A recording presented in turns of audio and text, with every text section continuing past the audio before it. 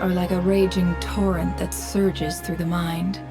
More often than not, if you try to hold them back, you'll be swept away by their Huh. We haven't been back to the academia in a while. It hasn't changed much, has it?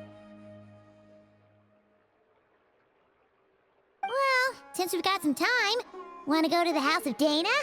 Paimon wants to do some reading! Ha! So you noticed! Well, you're too late. The Paimon you know and love is no more. You're looking at Paimon Plus, a new and improved treasure trove of travel know-how. Paimon Plus would like to find some new books to peruse. A gracious traveler like yourself wouldn't leave her companionless on her quest, right?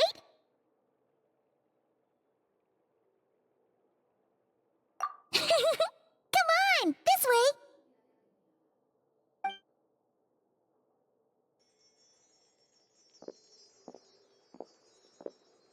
Oh hey! It's Kale and Cyrus! Wonder what's going on. Let's go see. Well, you know what they say. Learning is a lifelong quest, which means there's always another chance to read a book. But you never know when the next chance to reunite with an old friend will come along.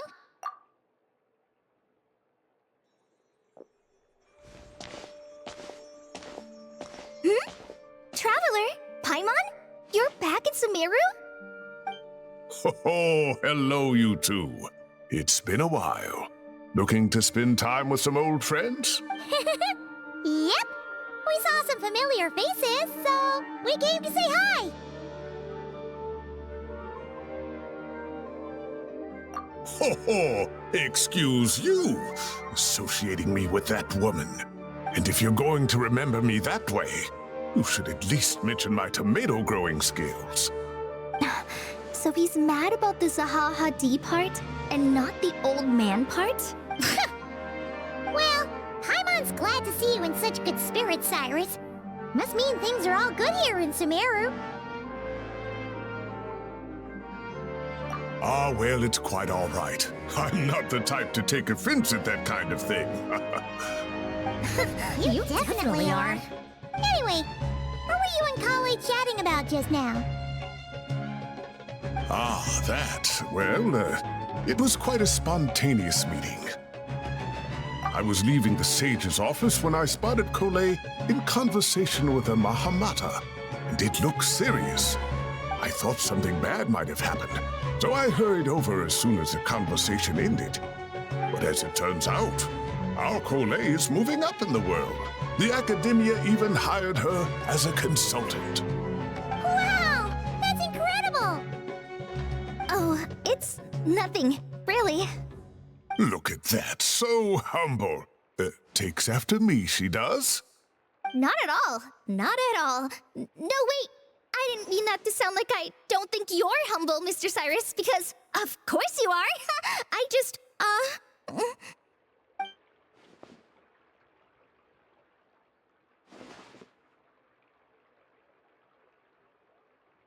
Oh, well, I wouldn't even call myself a consultant. I'm just helping out. Now that the new semester has started, a lot of students and scholars are doing fieldwork for their research. But it can be dangerous for those who don't have a lot of experience in the wild. So, the academia is planning to establish an agency that provides guidance on outdoor survival and rescue for people who need it. Oh, Paimon gets it! So, you're here to explain rainforest survival as a representative of the forest rangers. Yeah, pretty much. Of course, when it comes to tips on deciphering mechanisms or defeating monsters, that's for people who are far more senior than me to handle. And speaking of which, since we're short on manpower, the person in charge at the academia said we're still accepting newcomers. If you're interested, you're welcome to join and share your insights. Ah, seizing the moment. Well done, Kale. Oh, and just between the four of us, the academia has set aside a generous amount of funding for this project. Well, since Kale's thrown her hat in the ring, we should help out too. What do you say, traveler? Great! We're all supposed to meet up in Aru Village later, so I guess we'll regroup there. I was kinda worried, since Master Tainari isn't around to help this time, but now I feel much better! Yeah! Even if you don't trust the Academia's eye for talent, you can trust ours for sure. And mine, of course. I have as good an eye for people as I do for tomatoes. Well, here you have it. Thanks, everyone. Oh, speaking of Tainari, how were things with him and the Good, thanks! All the forest rangers are doing great! Oh, but Master Tainari did mention that Sino and Sethos were heading to Gandharvaville. I'm not sure if it's for work or something else. Huh, knowing them, could just be to play some cards. I'm not sure. Apparently Sethos is bringing someone else with him too. But with my academia commitment, I didn't have time to ask for more details. Huh, well now Paimon's curious. Should we go check things out, Traveler? That's true, and I'm sure they've missed you. Now that is how it should be between friends. Getting together to play cards or enjoy a meal.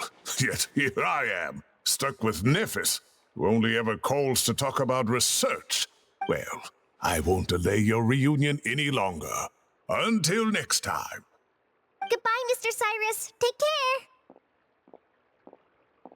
All right, I should probably get going too. See you later, guys. Come find me in Aru Village when you're ready. Looking forward to seeing you shine, Kale.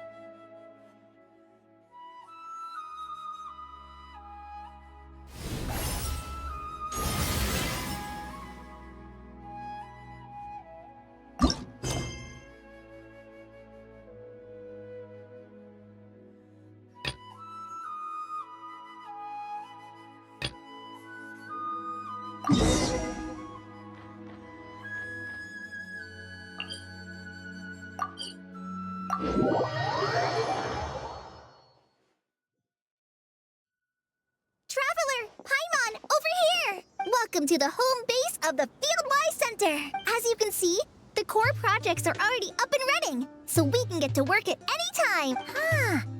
This feels like one of those places light novels talk about. You know, the adventuring hubs where rookies gather to take quests and stuff.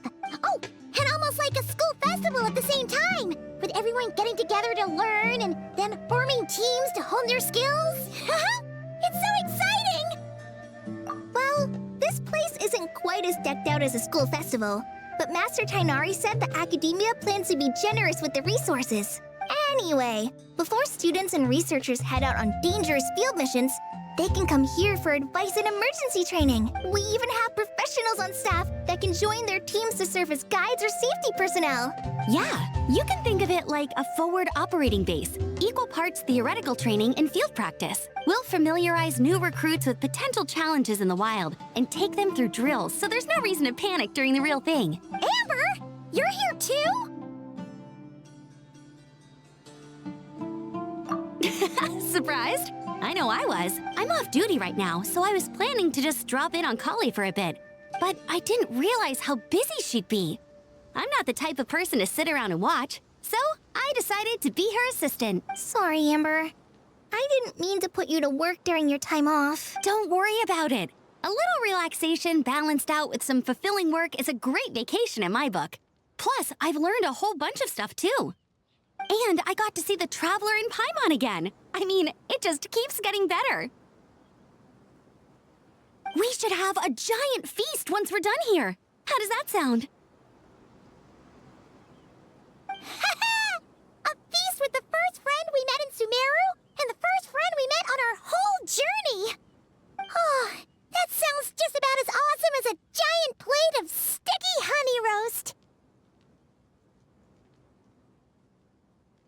All right, down to business then. Kale and I are in charge of the Scouting Speedsters project.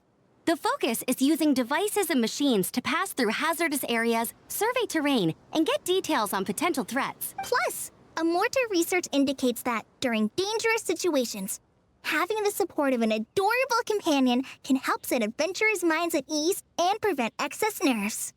So, we took inspiration from Cullen Anba and Baron Bunny to create 2 scouting devices that are both adorable and useful. Cullen Anbot and Bar Drone Bunny. So far, feedback has been pretty positive. Once we've collected enough data, the academia will continue to refine the scouting buddies and release even more designs. A bunch of Kulanambas and Baron Bunnies running around the wilderness? What is that gonna look like? Plus, with you to guide our 2 little scouts, we'll be able to obtain some great data. Once you have a more complete understanding of the Fieldwise Center, you should come test them out. Now come with me. I'll introduce you to the other consultants. Oh yeah! The lady with the greenish-blue hair also has a super adorable device over there. But it does something completely different than our scouting buddies. I'm looking forward to seeing it in action. Oh, hey! Another familiar face! Come on, let's go say hi!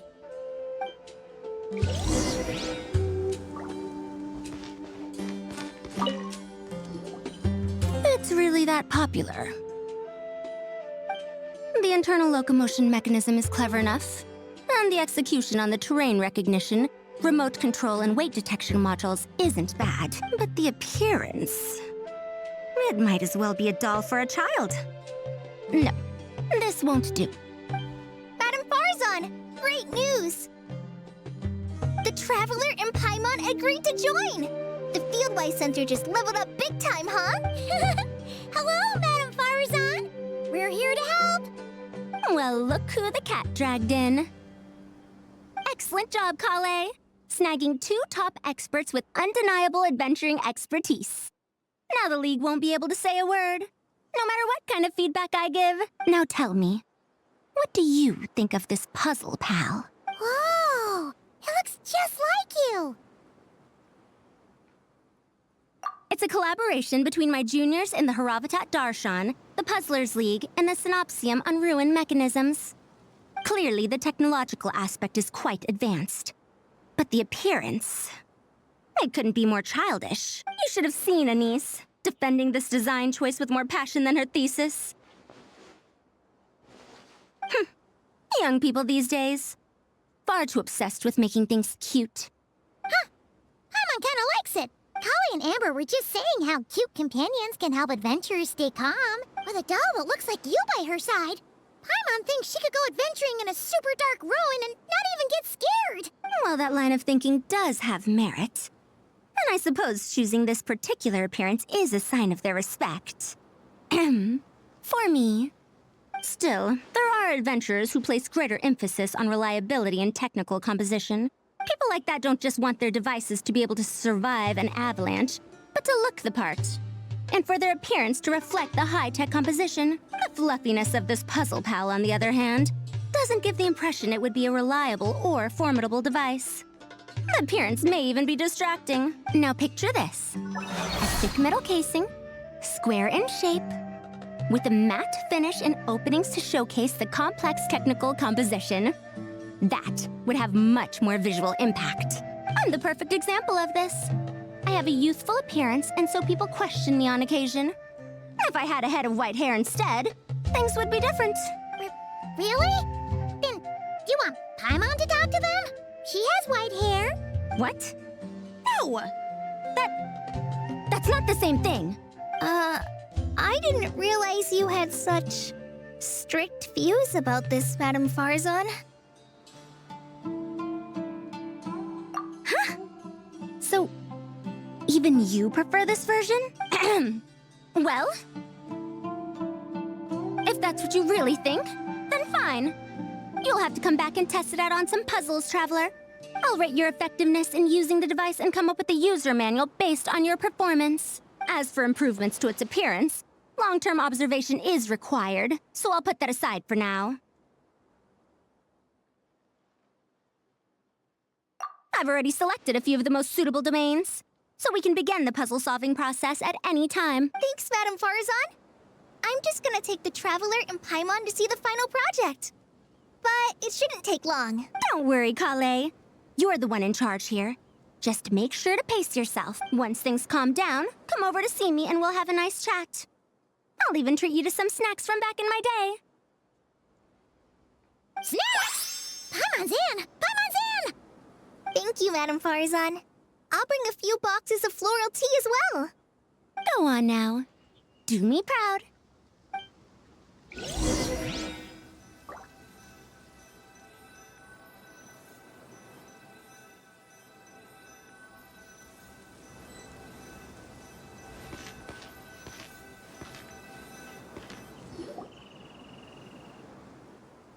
This last one is a long-term project we're calling the Security Division.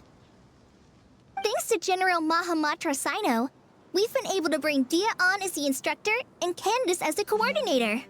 They're putting together a combat test right now, but they should be back soon. Hey, looking for us? Guess we showed up right on cue then. Wait, the Traveler and Paimon are joining as well? That makes things a whole lot easier. Sorry for keeping you waiting, everyone. But we managed to bring back some good intel. Intel? Huh. This is starting to sound intense.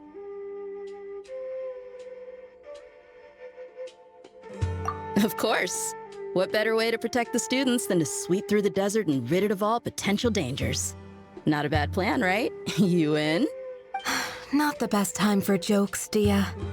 Besides, when it comes to striking down danger, the Traveler is a woman on a mission. She might take you up on that offer. Defeating anything that might pose a threat? Even if the Traveler worked non-stop, that could still take years. He'd have to stop traveling. Paimon doesn't even want to think about that. Time would be the least of our problems. Some dangers aren't visible to the naked eye, like the scorpions burrowed underground, or the terrifying raptors sleeping in the trees. You can't get rid of them until they jump out to attack you. For situations like these, we'd have to combine Madame Farazan's recommendations with Amber's approach to scouting, calculating our chances of encountering enemies and our expected operation times. Whoa, whoa, whoa, pencils down, everyone. That was just a joke. The Security Division's goal is a lot simpler, actually. We're just here to ensure that fieldwork teams include trained combat personnel. Some of this work has been entrusted to the Blazing Beasts and other mercenaries. But members of investigation teams who pass the combat test can also qualify. Before an investigation team is allowed to head into a dangerous area, the group must include at least 2 professionals who have passed the assessment, and Dia and I were just out collecting intel on the best place to hold the test. We found a domain filled with monsters and bandits of all levels. Hopefully, they don't mind us borrowing their stomping ground for a bit. It'll only cost a few smacks on the head. Oh, so we just need to supervise, right?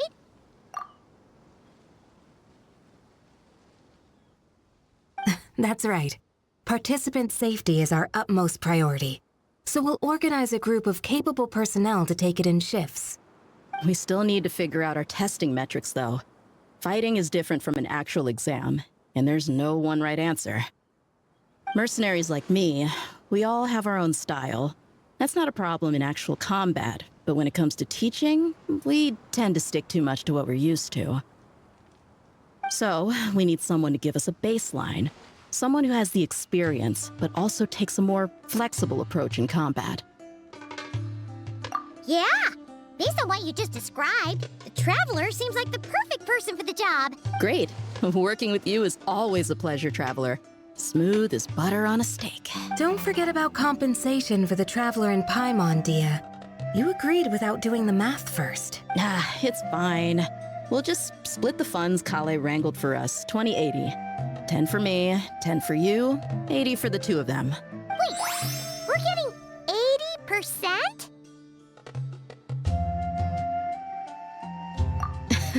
Don't sweat it. We're just in charge of the long-term operations. You're the one setting the metrics for the whole thing. So I think we got the better end of the deal. We've talked about a partnership in the past, haven't we? Well then, consider this the perfect place to start.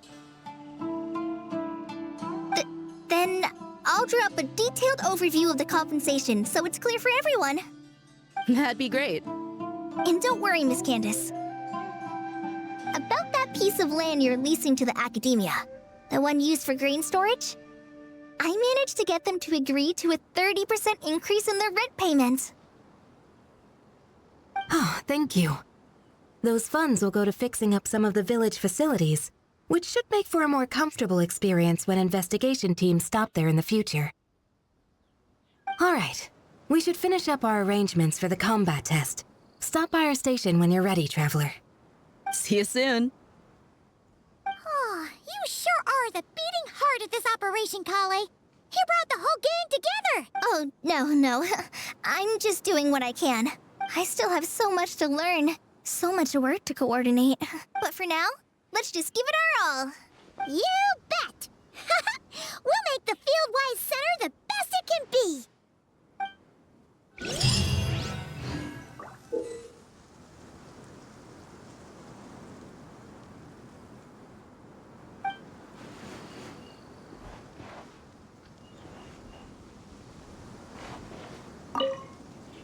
Hey, ready to do some quality assurance? Wonderful. Just don't forget to pace yourself. Yep, all you gotta do is defeat a certain number within the time limit. But hey, leave some for the trainees, okay?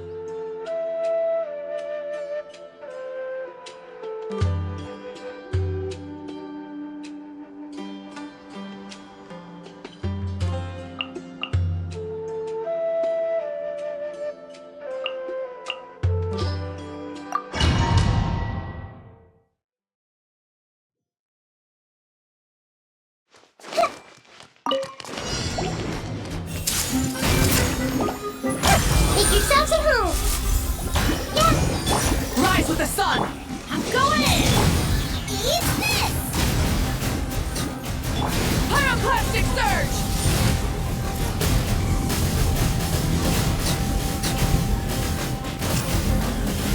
Incinerate! Try and stop me! Everyone hold hands. Ouchie. Share my mind. Yeah. Everybody stand back! Let's move! Hey, yeah. Boba, get them. Light it up!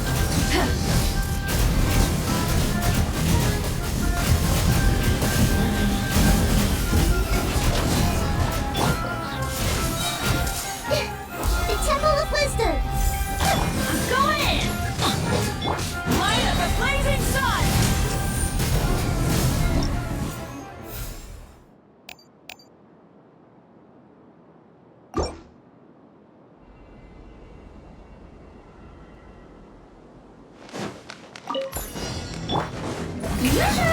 Let the world collide. My will embodied by ordinance divine. Transfiguration. Surge!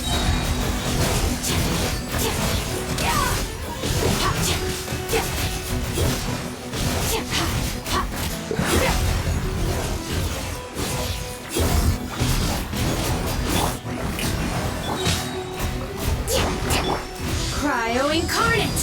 My will embodied! Time to shine. Allow me. Annihilate! Mine to wield.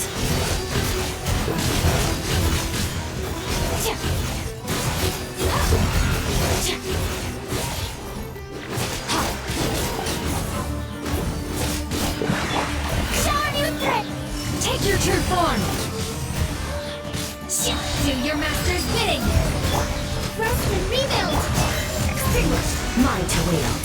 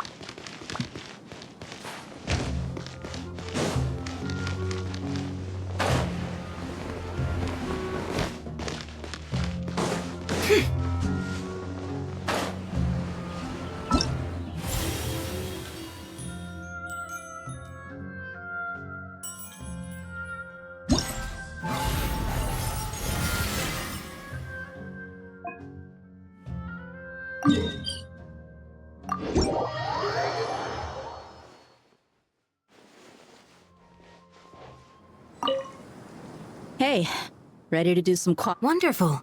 Yep, all you gotta do...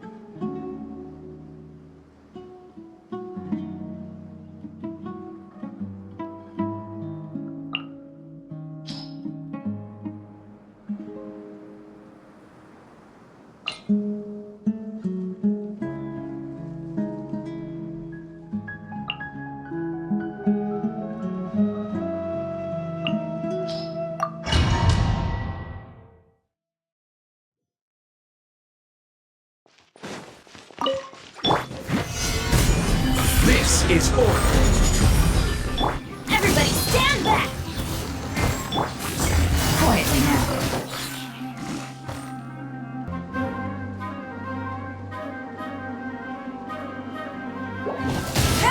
Here comes the catch. A proper send-off from the speed of love.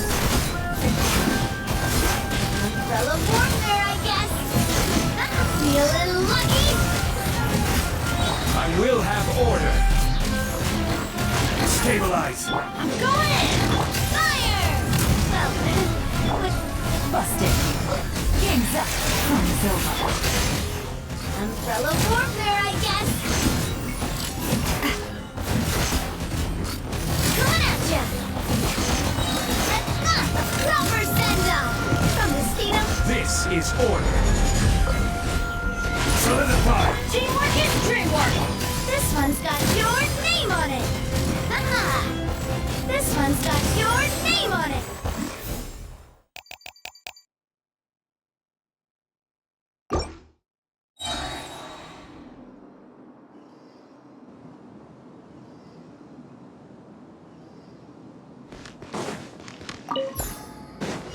No more lies. Forest, protect us by the frost moon of Orphan. Strike a pose! Let the world come on! Allow me! It all falls into place. Seek within.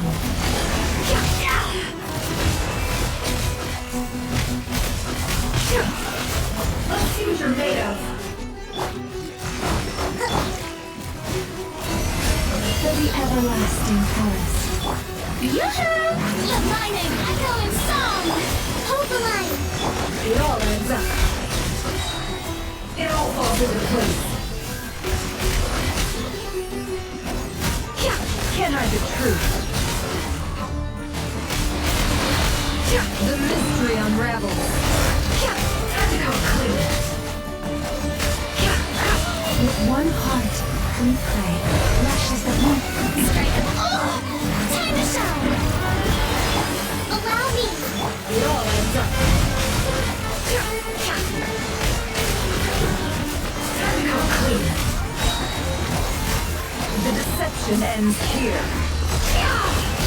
Time to go clean.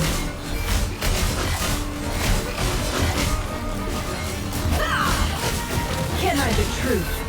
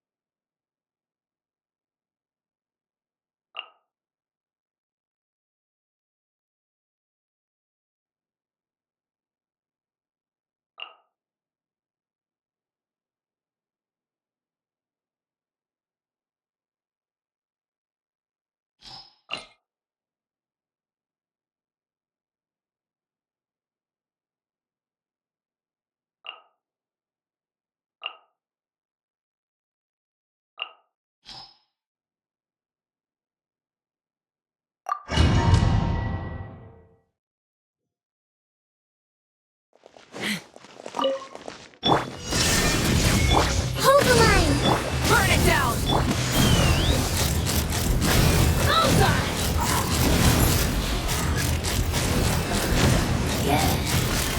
Locked on!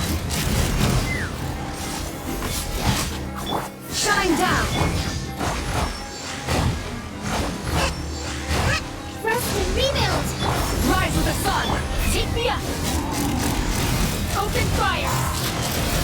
Bullseye!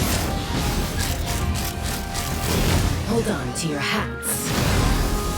Yeah! Pyroclastic surge! Grab the engines!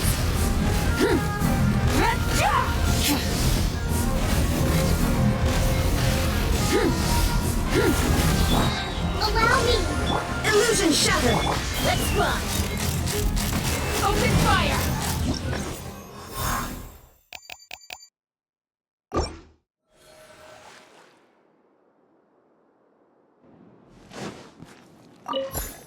Kamisato on. Sumeru! Genshin. Feels Things are about to get dicey. Let the world collide! By the frost moon of old.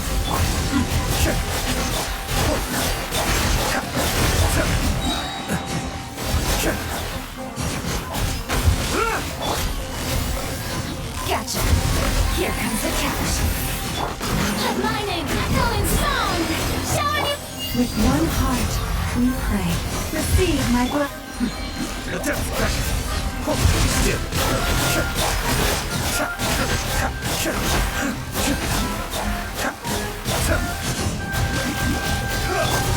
are about to get dicey. Quietly now. Strike a pose! Time to shine! Branches assault. Cascade. Makeover. Kamisato Arc. Sumeru. Game's up. Fun's over. Gotcha. By the frost moon of old. Let the world collide! Be still.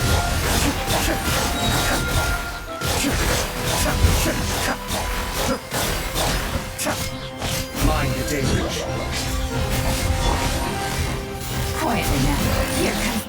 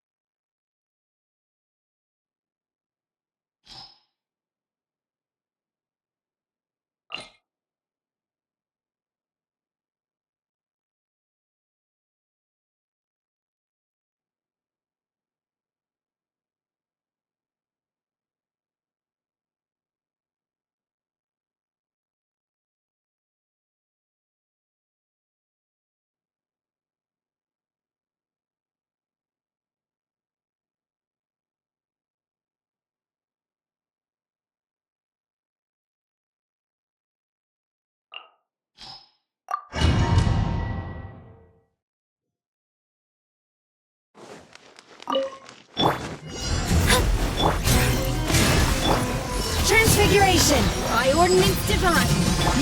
Fearless! Never throw those out!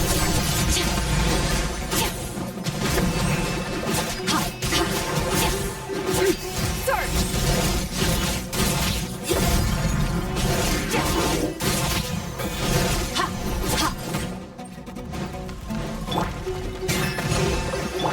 Shadows of fate, written in the stars!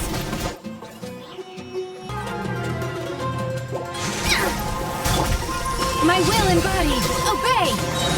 Cryo incarnate! Annihilate, mine to wield.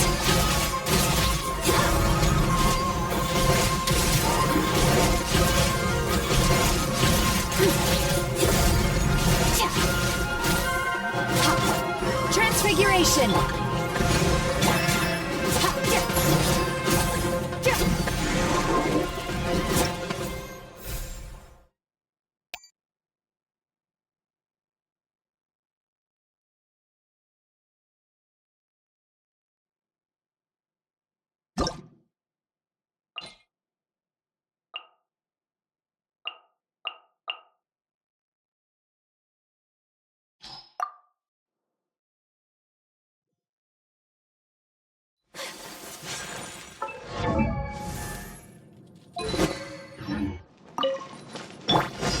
My will embodied.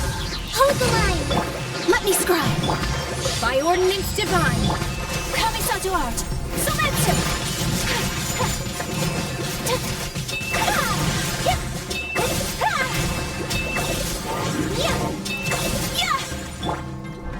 Decided by destiny. Take your true form. Unleash. Whirling snow.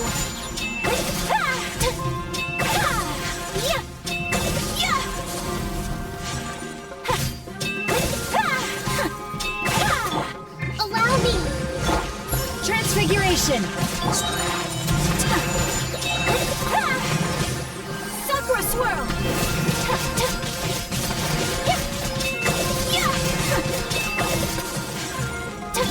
Delve into destiny.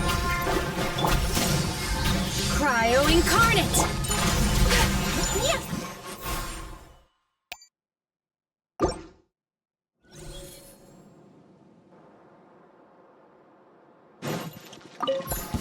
Use the force, Optimus. Gather! Shower me with pain! Skyward!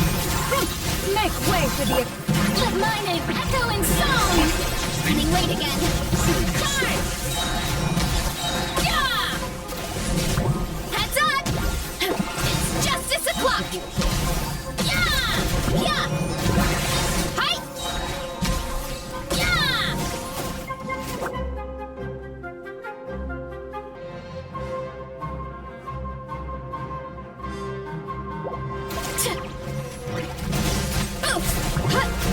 You're awakening!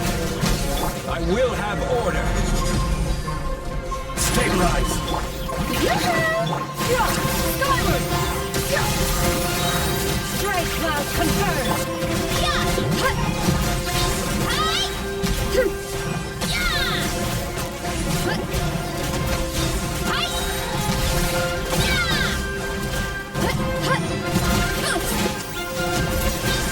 Okay, now good cloud! Yeah! This is order. Strike a pose! Time to shine! Skyward! Make way for the... Running late again! It's justice o'clock! Kapow! It's justice o'clock! It's justice o'clock! Yeah!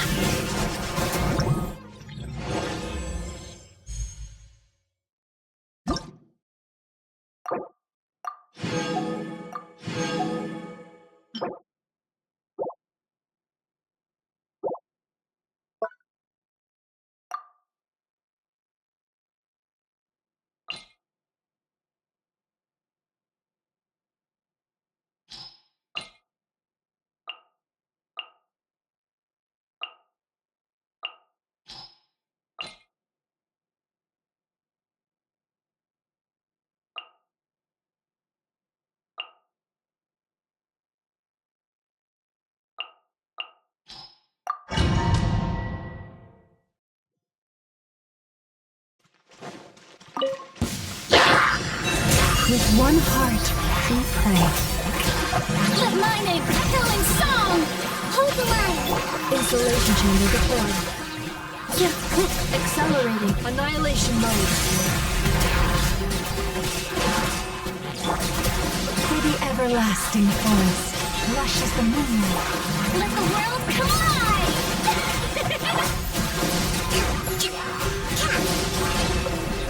Ultimatum protocol. Defensive mode engaged. By the frostman of old. Time to shine! Strike a pose!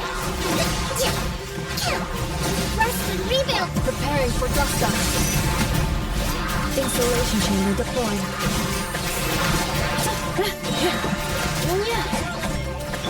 For the everlasting.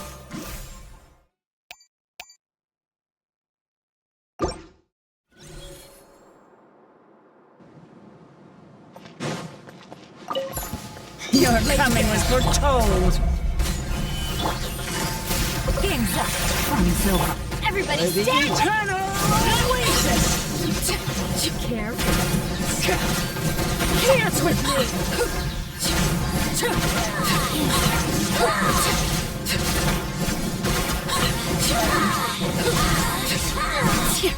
fixed! Solidify! Gotcha! Things are about to get dicey. Take it easy. I'm going in! I will have order! Gather!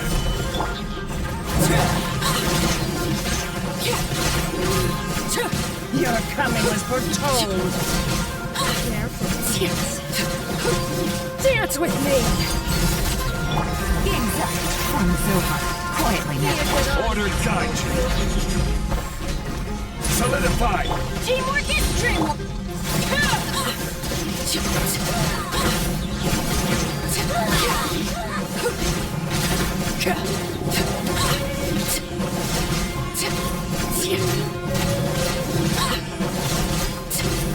Overruled. I will have order! Things are about to get dicey. I'm going in!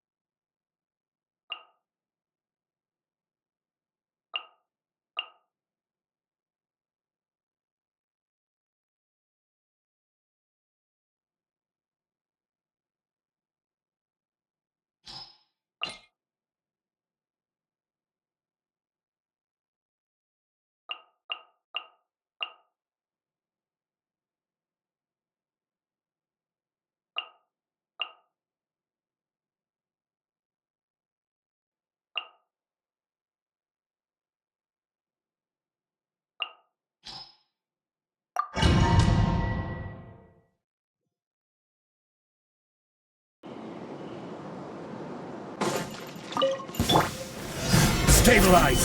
This is order! Stray clouds converge! Teamwork is dreamwork! Charge! Hurry up, Grassa! Yeah! Yeah! Kapow! Hi! Yeah! Order guide you! Solidify! Seize the skies! I'm going in! Headbutt! It's justice o'clock! Running late again! Hi!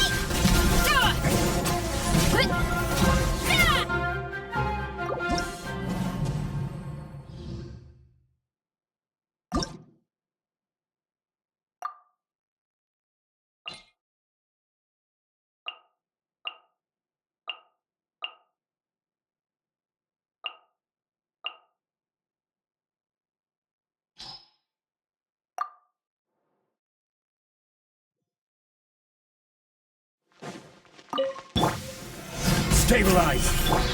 Bring it! Let the mountain's veins boil! Skyward! Stray clouds converge! Everybody stand back!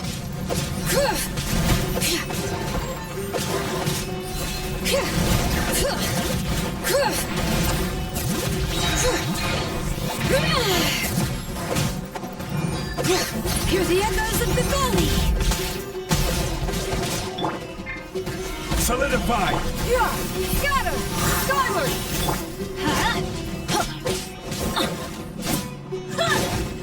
Seize the skies!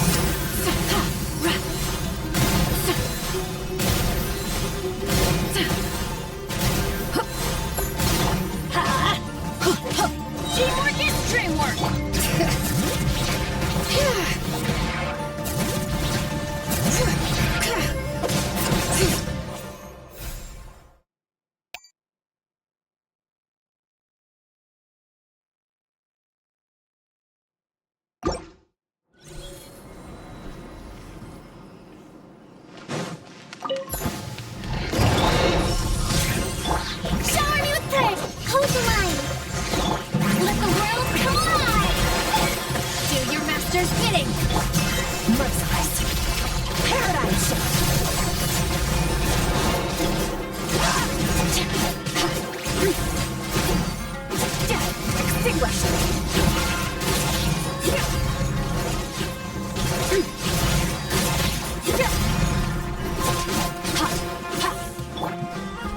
My will embodied.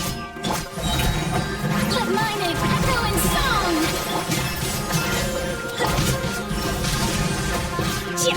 By ordinance divine. Merciless. Never star goes out.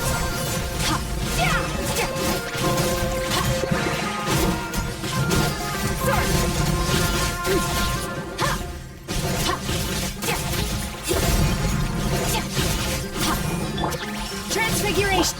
Strike a pose. Let the world collide. Rust and rebuild. Cryo incarnate. Obey. Extinguished power.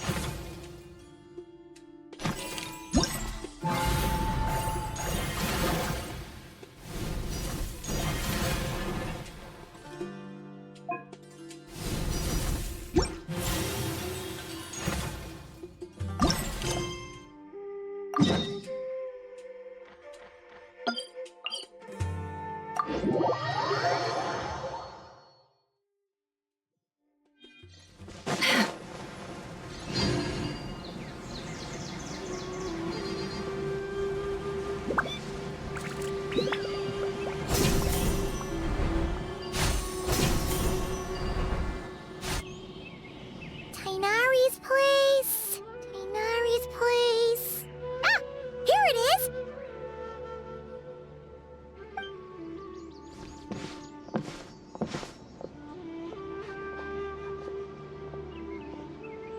Sino! Sethos! Looks like the whole gang's here. Oh, and Layla's here too! But, oh, she doesn't look too good. Did something happen? Ah, Paimon, Traveler. I'd welcome you like a proper host, but I'm a bit busy at the moment. Apologies. No need to look that worried. My observations indicate Miss Layla's condition has improved quite a bit. There's no danger to her mind. She's just fatigued and needs some rest. Excuse me for a moment while I blend some calming incense. I'll let you two explain the situation.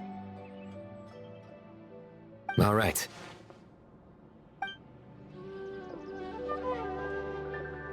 What happened was, Sethos and a few members of the Temple of Silence rescued Layla, who was out in the desert trapped in a state of delirium. She had to be rescued? Oh, that sounds bad. That's all you're gonna say about it, Sino? I mean, we don't want people jumping to conclusions. That's all I can say about it. The person involved is unable to explain what happened to her, so we're limited in what we know. Sorry. My head. The moons. The moons. Exactly how many are there?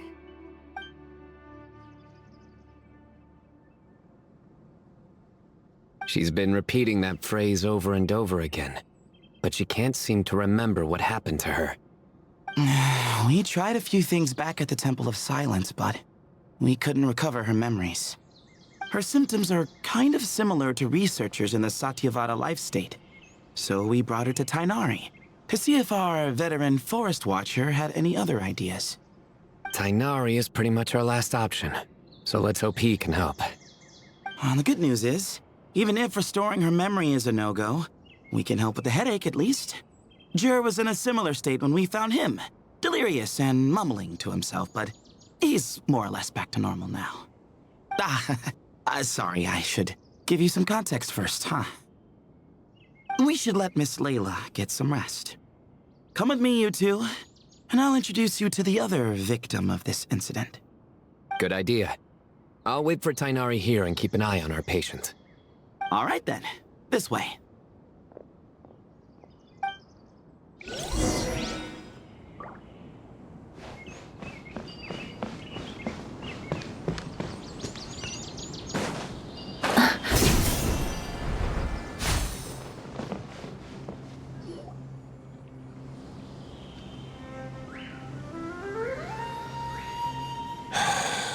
Who did the Aji nut offend? I just don't get it. Hey, Jer. Still musing about Aji nuts, huh? Want me to have Sino come over and tell some jokes? Might help distract you. No. No need. I'm done.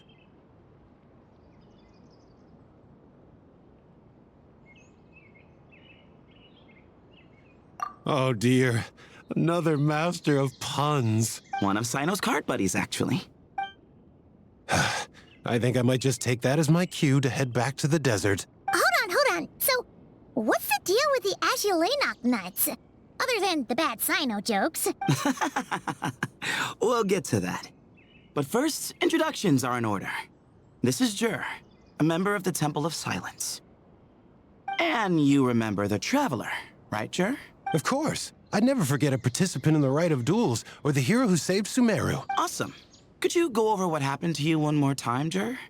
Our valiant hero is gonna help us get to the bottom of this. Might as well join since you're here, am I right?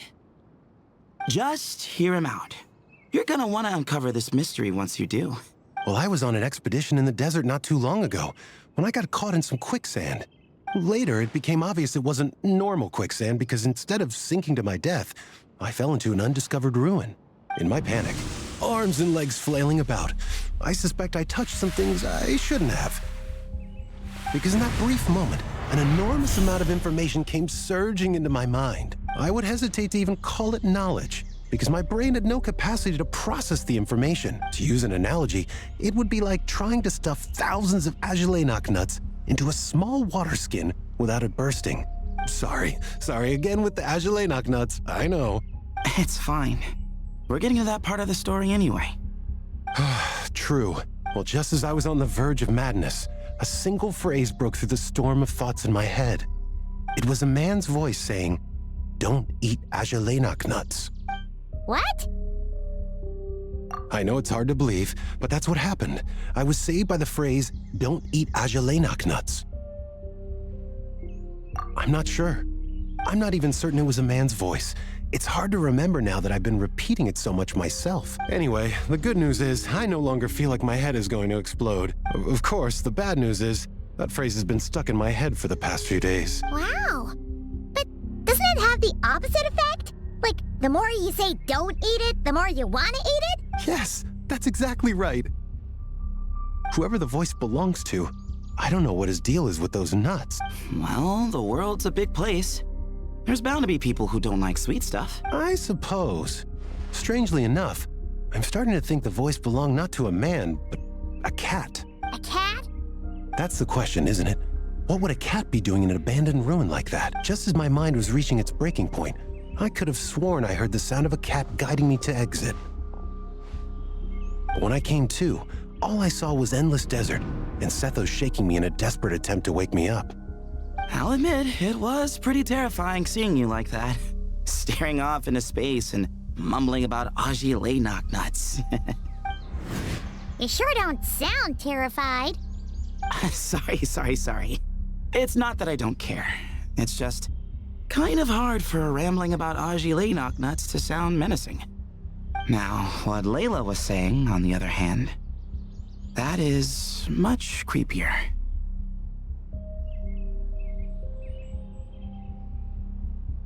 Exactly. The unknown is what breeds fear. Aji nuts are familiar. But the moon suspended above us at night? That's about as foreign as it gets. Well, we don't know that for sure. There could be a whole other world inside an Aji nut, with a moon of its own. Huh. I guess. Azulay knocknuts are not to be underestimated. Right, yeah, of course. Won't catch me disparaging the mighty Azulay knocknut. No, sir. Huh. So, a similar thing happened to Layla then? Yeah, I think so. I was in a hurry to rescue Jur, so I put a marker on the incident site so we could go back and investigate. When his condition stabilized, we doubled back around to check and...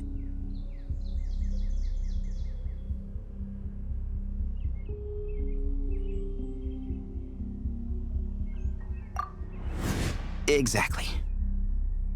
Multiple victims with the same symptoms at the same location. It wasn't hard to conclude that something is seriously wrong with that place. So, after we got Layla out of there, I had the Temple of Silence put up a warning sign at the scene and send patrols to watch the area. Speaking of, Sino, Tainari, and I are going to head back there and investigate once Layla is stable. So as per usual, you're here just in time. That's for sure. But there's another reason I want Sino and Tainari involved in this. Because the story doesn't end there. Right, Jer? Oh, yes. Where was I? The Azulay knocknuts butted in and I... Right. Yes, the cat. As I followed the cat noises, the voice said something else. So, there are those from Tula who still endure. I thought that was strange, of course, because, well, was the voice referring to me? Records of my ancestry are rather sparse, so I'm not sure if my bloodline even traces back to that place. That's right. The Temple of Silence's place of origin. And the home of Tainari's people. Plus, Ibis, who Sino and I both share a connection to, was one of the city's founders. As the temple's current leader, if something strange happens in the desert, it's my job to get to the bottom of it. But it turns out, a lot of people have a horse in this race, and I'm not leaving any of them out.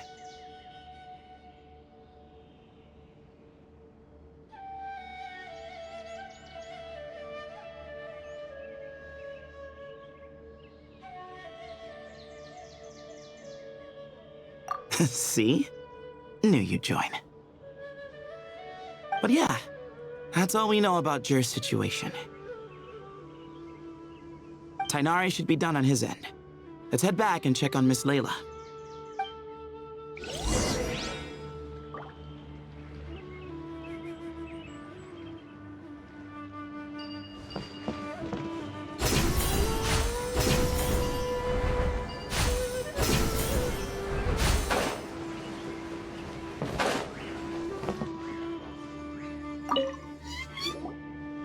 How are you feeling?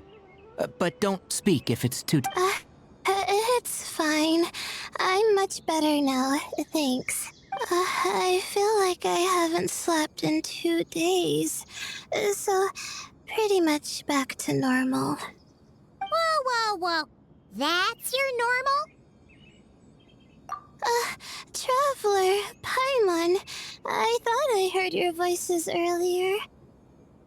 Oh, and, I'm sorry. Huh? You don't have to apologize. You didn't do anything wrong. No, I just mean, I think I'm about to disappoint you. My head was kinda muddled earlier, but I still heard your conversation. I know you're trying to figure out what happened to me, and I want to help. But, I really don't remember anything. Does your head still hurt? No, I feel fine. The incense you made helped a lot. I'm still hearing those words in my head, but other than that, I'm okay. It's just, all I remember are those words. Everything else is a total blank. One moment I was heading to the stargazing point I'd calculated, and the next, I was on my back in the sand. The same same phrase playing over and over again in my mind. How many moons are there in the sky? Sethos, did your friend Jur suffer from memory loss too? Not really. His memories are blurry, but there aren't huge gaps like this. He remembers touching something. Someone talking, a voice mentioning Tuletula, and hearing a cat lead him to the exit. A cat? Did you hear it too? Huh? Now that you mention it, I think so. It was so soft. I thought I was imagining things. Which means, at the very least, what the two of you experienced while escaping the ruin is consistent. A single sentence repeating in your heads, and the faint sound of a cat. Still not a lot to go off of. Agreed. Oh, is your head hurting again, Layla? No, I was just thinking. Maybe my memories are blank because I was sleepwalking at the time. Sometimes, my friends and classmates tell me about things I don't remember doing, or places I don't remember going. I don't talk about it a lot because, well, I don't even know how it happened. But I don't want my personal circumstances clouding your judgment. So I, just wanted to mention that. Ah, I see. Well, thank you for telling us. But I don't think we need to dwell on that for now. We're gonna check out the site of the incident for ourselves, so that should help us come to our own conclusions.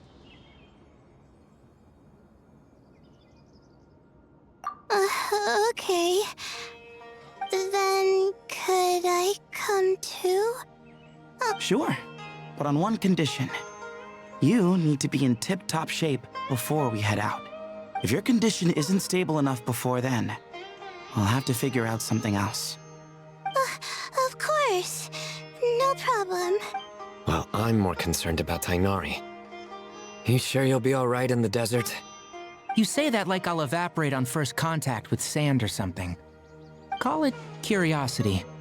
If this concerns my ancestors, I want to figure out what's going on. Anyway, as long as I take things slow when the sun's out, I should be fine with the right preparation. Besides, it's a good idea to have a doctor on hand in case of emergencies.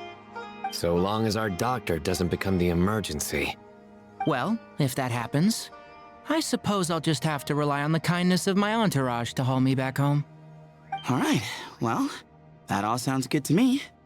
Let's meet in 2 days like we agreed. Jur and I are gonna head back to the Temple of Silence to do some research in the meantime. See you in a couple days. Sounds good.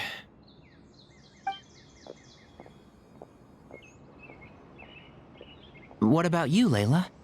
If you feel like you need more rest, I can arrange a room for you to stay in.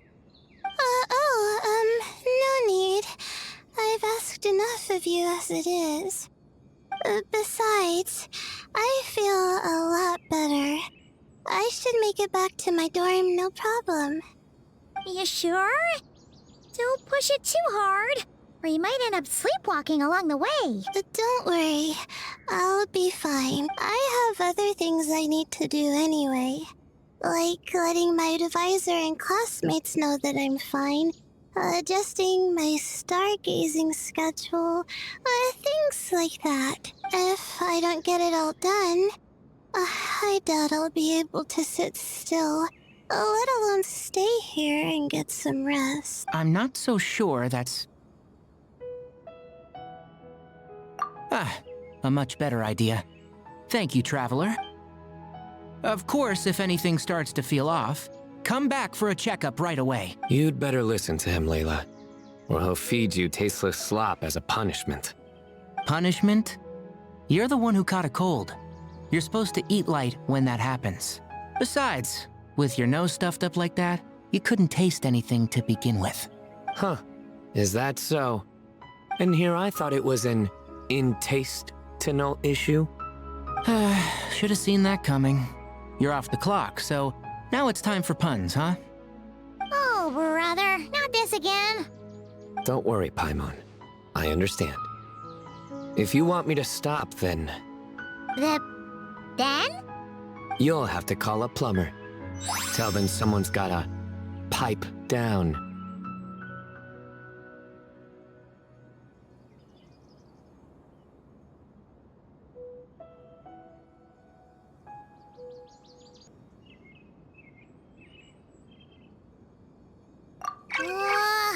This is getting more insufferable by the second.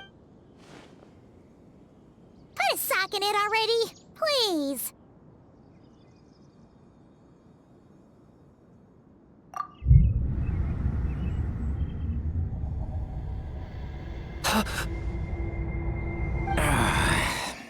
Paimon's done with this game. You win, okay? Let's just get out of here. Please. All right, you stay safe. I'll try to stay sane.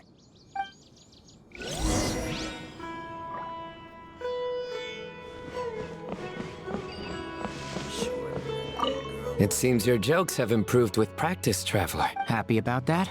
Absolutely. Finally, someone to share the load. You know what? Kale's helping out the academia, but I haven't had the chance to check on her. Why don't you do me a favor and go do that? Hold on. I thought you were having me over for dinner.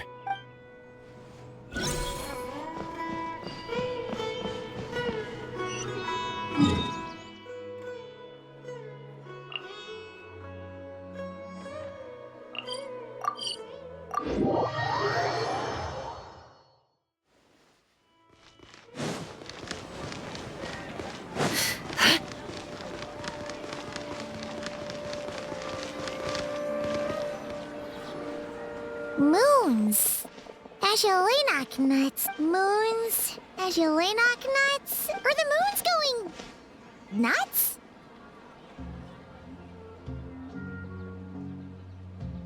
Oh no! Looks like Paimon's caught the brain bug too! She can't stop thinking about those two things! Oh, Paimon's gotta clear her head. But how? Aha! Got it! The cafe over there! Why don't we head over for a quick pick-me-up?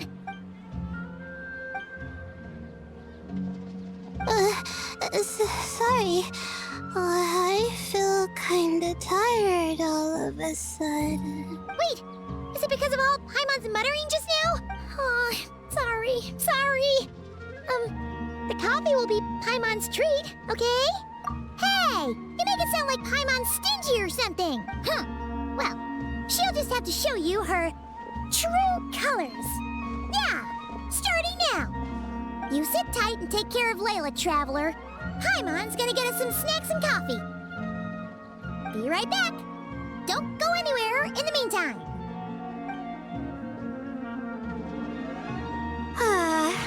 She's pushing herself again as always. Saw right through me, huh? I apologize for the sudden emergence, but I didn't have any other options. Well, that's true. So, for our sake and your safety, allow me to fill in the gaps in her memory.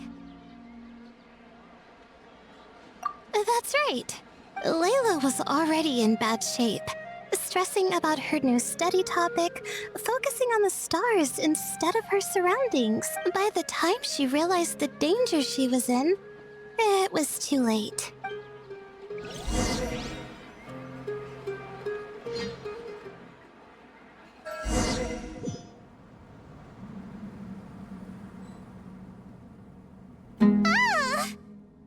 Quicksand near the ideal viewing spot?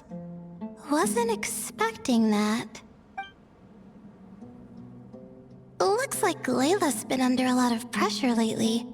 She hasn't been paying attention to her surroundings, but Why would quicksand lead to a place like this?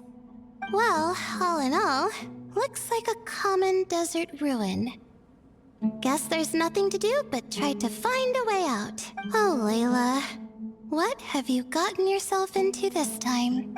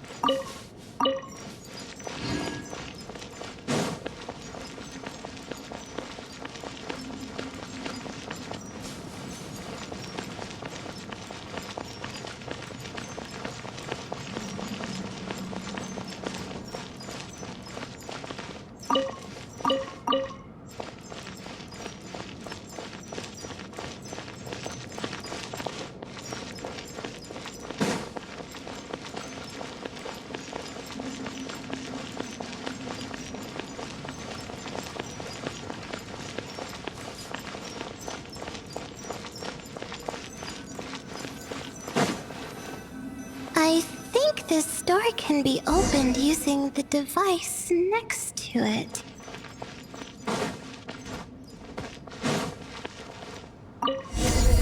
Just like I thought.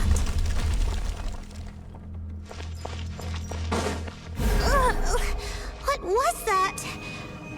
My head. It hurts. Is Layla waking up? No, that's not it.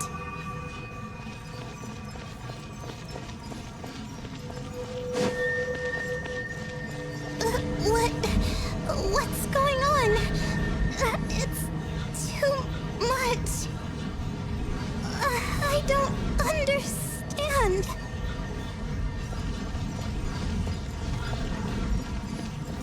The ground is... Where am I? It's spinning.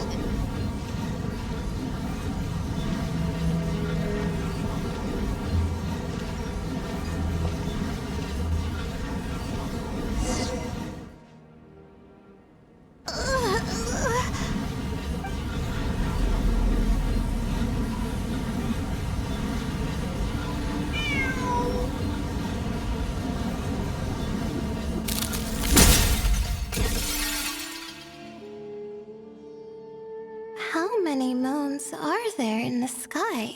How many moons are there in the sky? Okay, information isn't rushing into my brain anymore. That's good. How many moons are there in the sky? My head hurts. But there are no more dark spots in my vision. And I can see in front of me. Still, how many moons are there in the sky? What's going on? The same thought keeps popping into my head. What does it mean? How many moons are there in the sky?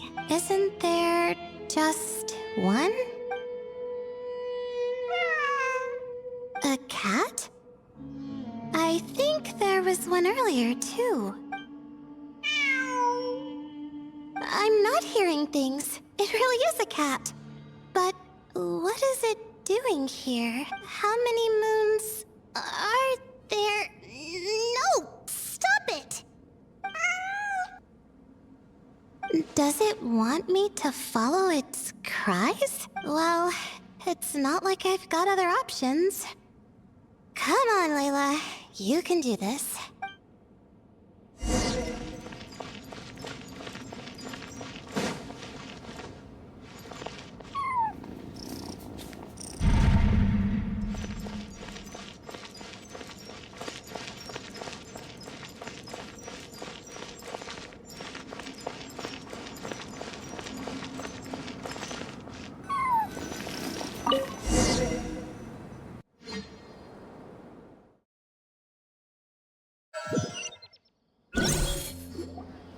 And so, I followed the cat's cries to find my way out. It was quite a kind creature.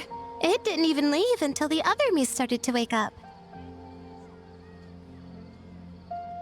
Thinking back, it all started when I touched that device. I've heard fellow students talk about it before. How the desert is full of objects that do strange things. Sometimes it's just a minor inconvenience. But other times, devices like that can cause massive trouble. Of course. I forgot how much adventuring experience you have. Still, carrying an umbrella doesn't mean you can't get soaked, so just be careful and stay away from unknown devices. No need to thank me. You and Layla are about to head into dangerous territory together. You need to be safe so she can be safe. Well, I think that about sums it up. And just in time. Your coffee's here. Traveler? A little help over here?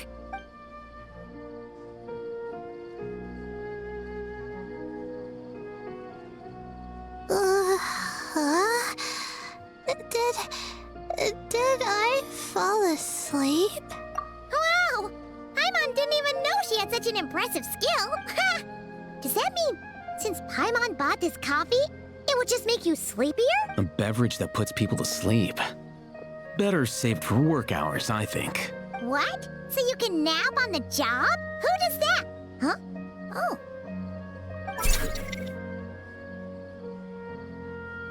Beep boop. Oops. Oh, hey them. Kaveh. Nice to see you.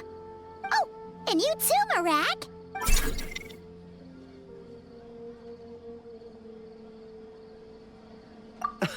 Sorry. Hope we're not interrupting anything. Miss Layla, you don't look so good. Is everything all right? Oh, I'm fine. I was sleeping just now, so I'm still a bit... I see. And we woke you, didn't we? I'm sorry. We shouldn't have been so loud. No, you didn't. I didn't mean it like that. Sorry. Wait, where are you going? You just got here. I'm going to do what I came here to do. Which is? Buy coffee beans. Huh? You're going too? Marak! Fine. Run off with him. See if I care. Well, looks like I get you to myself. It's been a while, hasn't it? How have you been? So, a busy life of adventuring for you, and a busy life of academics for Miss Layla, is that right? Oh, is something wrong? The desert's not always the friendliest place, that's for sure. And from the look on your faces, I'm guessing this problem's not resolved? Don't force yourself to talk about it, of course, but I've worked on several projects in the desert before, so if there's anything I can do to help, just say the word. No, I don't have anything to hide. Well, lucky for us, I've got that in spades. Yes, you have been quite sedentary recently. Excuse me? I've been going about work as normal, thank you. And, might I add, you do way less work than me. I do the amount of work that is required of me. Yes, you and your stellar work ethic. The stuff of legends. Now look what you've done. I've lost my train of thought. Where were we? The problem in the desert. Wait, you were listening earlier? Oh, we're giving the silent treatment now? Mature, very mature. Continue, Miss Layla. I'm curious as to how this incident unfolded. What did I tell you? This one doesn't have enough to do. Alright. Well...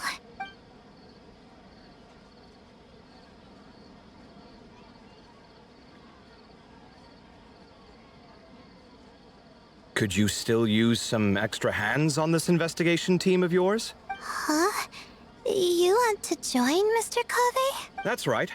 I think my experience studying desert mausoleums could be of some use here.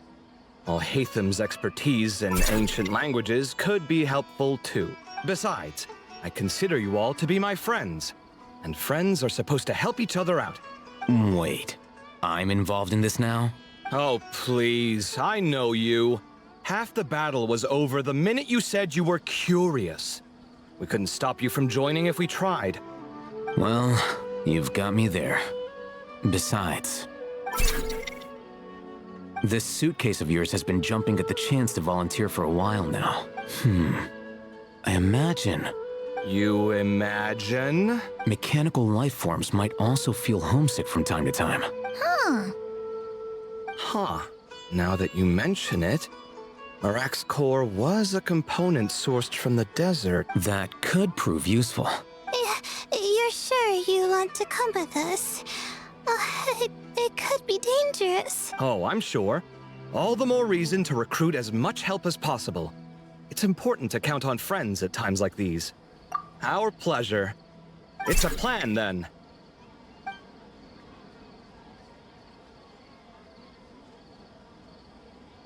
All right, we'll head back to our place to get ready. This one hasn't been on a trip in a while. Chances are, he doesn't even remember how to pack a suitcase. I'm not worried. It'll get done. Somehow. Would it kill you to help every once in a while? I do help. It's called moral support. Oh, of course. And I am ever so grateful. Goodbye, you three. We'll see you soon!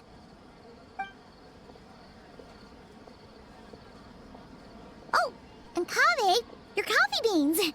You were too busy glaring at Al-Haytham, you almost forgot them!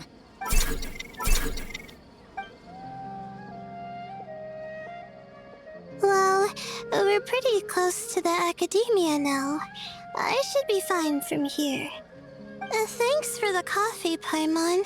I feel much better now. Right. I'll follow the doctor's orders. Or try to, at least. With the blessing of the stars, I hope we all get a good night's sleep.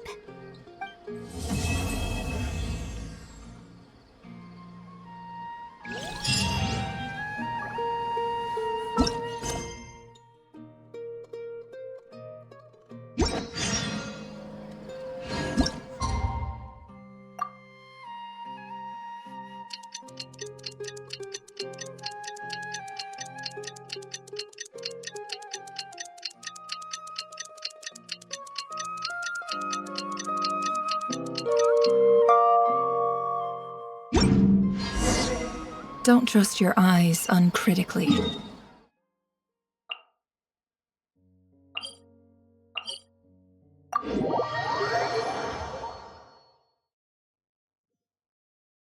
A déjà vu I could have done without.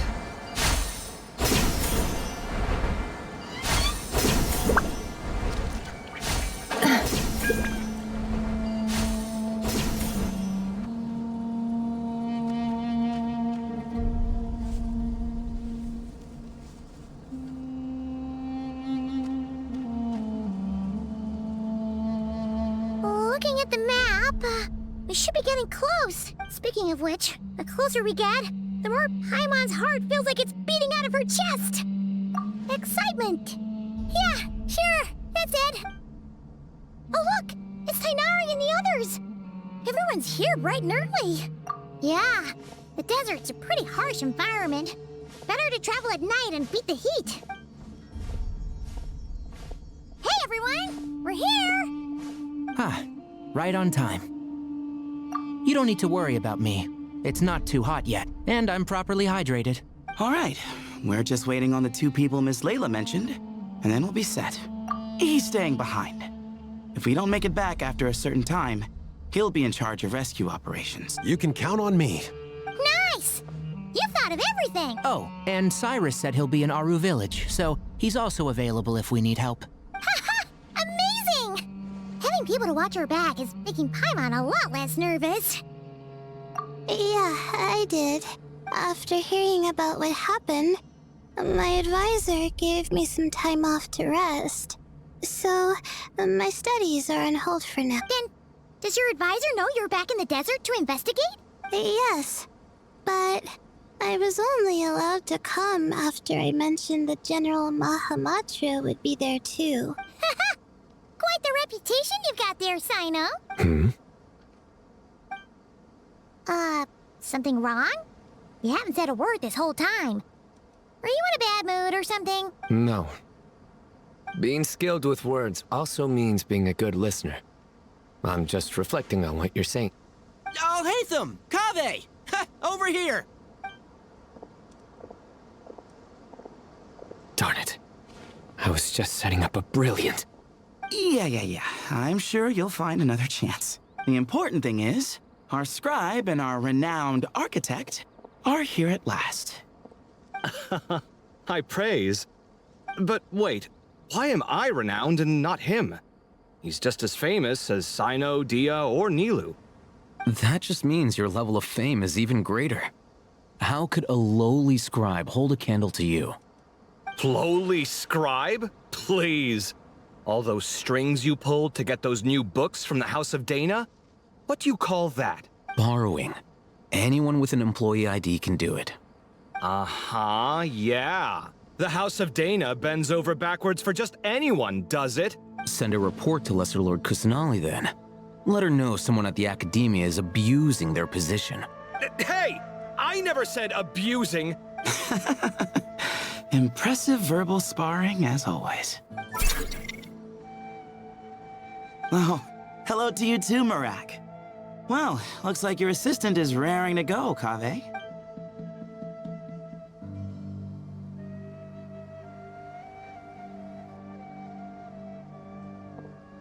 So, I say we get this show on the road. No sense delaying the inevitable. No need. We're in this together, remember? Sure. This is the entrance, yeah? Yes. Perfect. Then, if we're all set, let's get moving.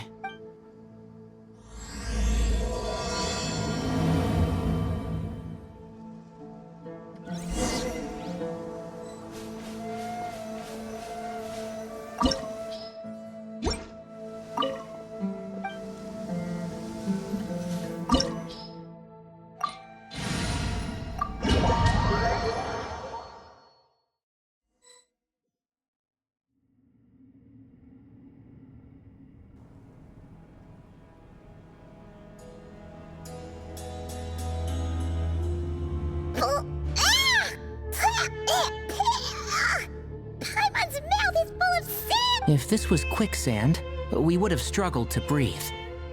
No. I think this was regular sand, and we didn't sink into it. We fell through it. Into this place. Agreed. In other words, sounds like a you problem, Paimon. Ha, very funny. No way, Paimon's the only one. Ha! See? What? I'm the only one with sand in my shoes? Yeah, right.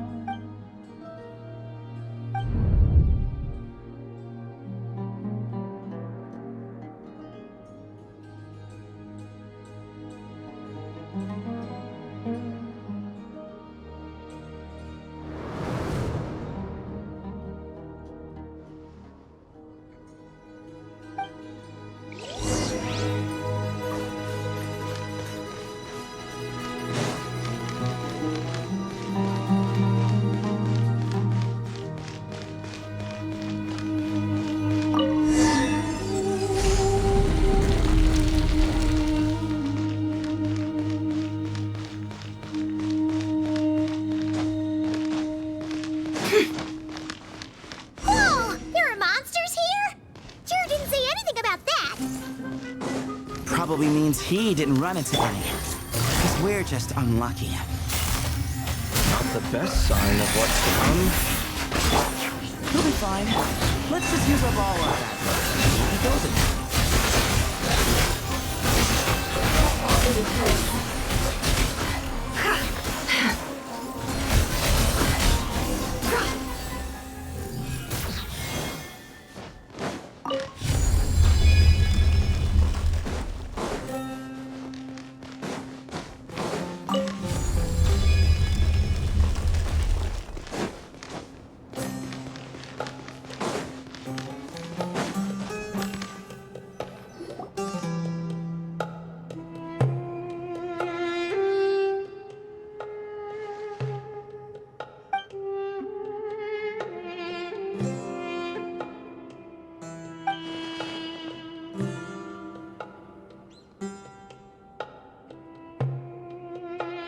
Well, that goes without saying.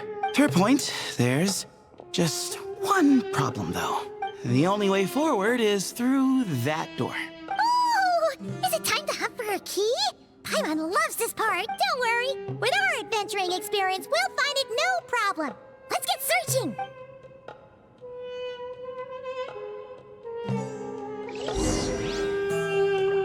Marak, wait!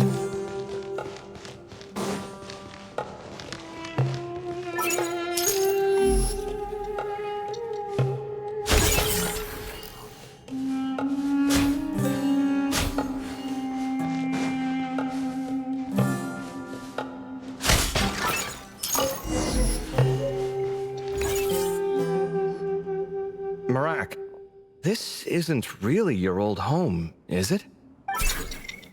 No idea what that means, but Marak does sound pretty happy. So, mechanical life forms do have the capacity to miss home.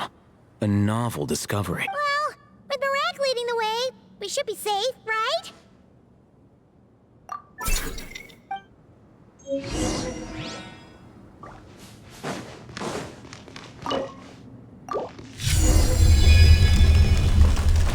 Good thing you decided to join, Kaveh.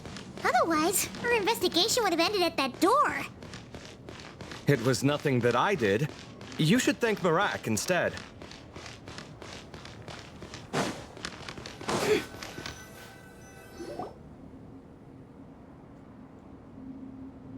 Hold on. At this rate, Paimon's gonna lose her title as best guide to a mechanical suitcase.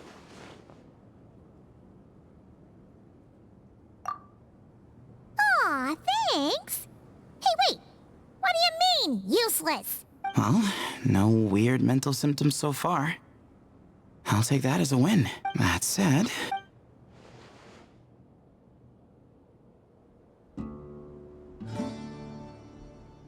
There are 3 doors here. So, we split up. Divide and conquer. Otherwise, this whole thing is in ruins. No pun intended on that last part. I swear. Yeah, that might be our best option. Good idea. And the minute things go south, we go back the way we came. Ooh, this is getting exciting. So, who's teaming up with who? Paimon calls dibs on the Traveler.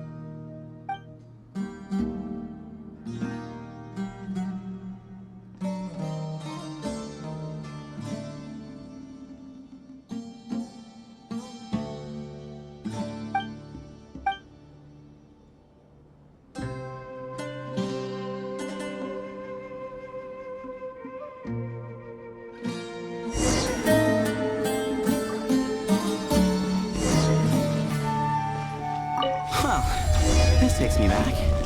Last time we were in the desert together, the 2 of you came all the way out here to gang up on me. Oh? Sounds like someone's holding a grudge. Just what I like to hear. If you're still hung up on that last one, just name the time and place, and we'll have ourselves another thrilling...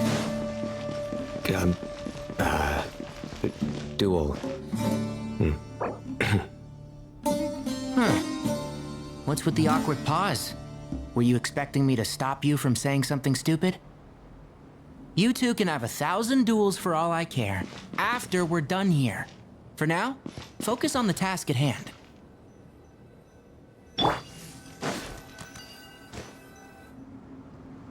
This chamber is huge. I can't even imagine what it's used for. Oh. What's wrong? I seem to have stepped on some kind of stone slab. Huh. There's a pattern on this, but it's hard to make out with all the dust. Huh? Look! The shape seems to match the markings on the ground over there. Let's slot it in and see.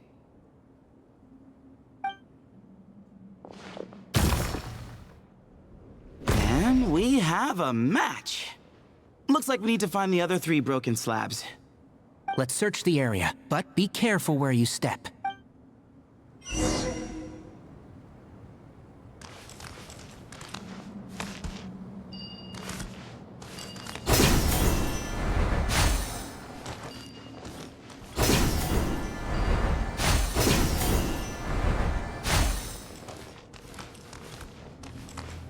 Ooh, got one. Ouch, but watch out. The edges are kind of sharp.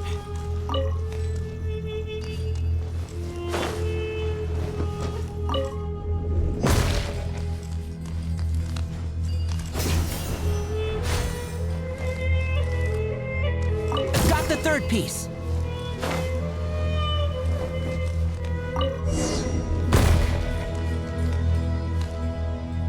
We just need one more. Huh. Look, a cat.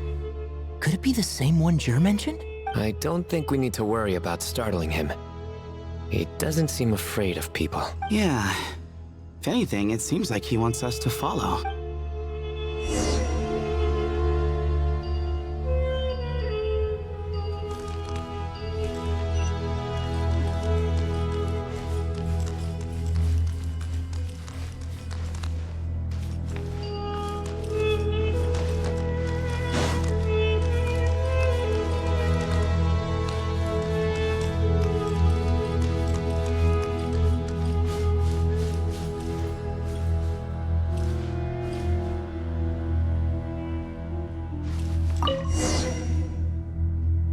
Oh, he led us to the last piece. Who's a good kitty? I never thought I'd hear you say something like that. You've clearly never heard how the professor talks to his tomatoes, then.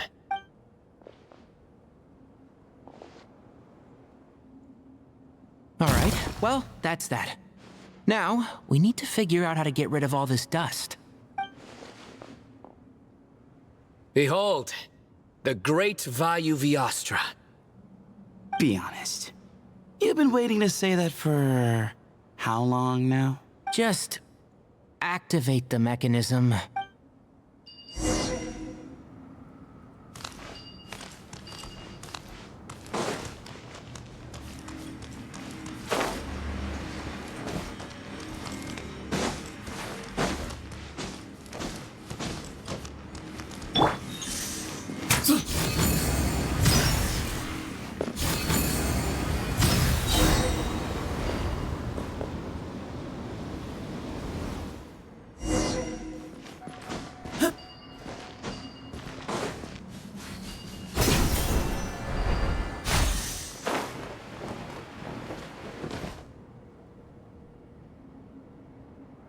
Huh.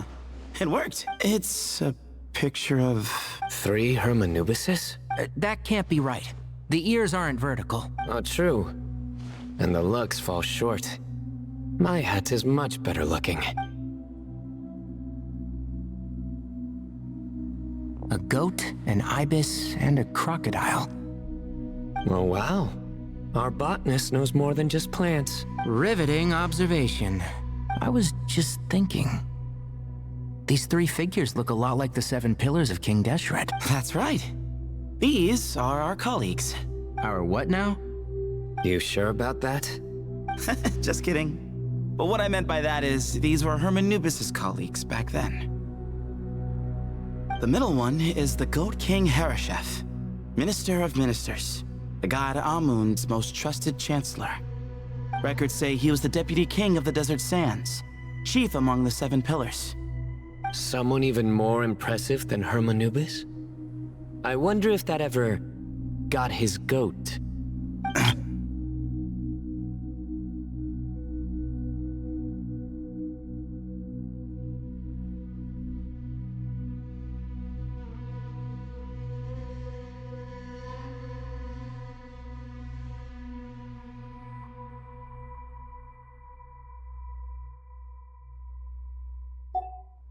Sorry, couldn't resist.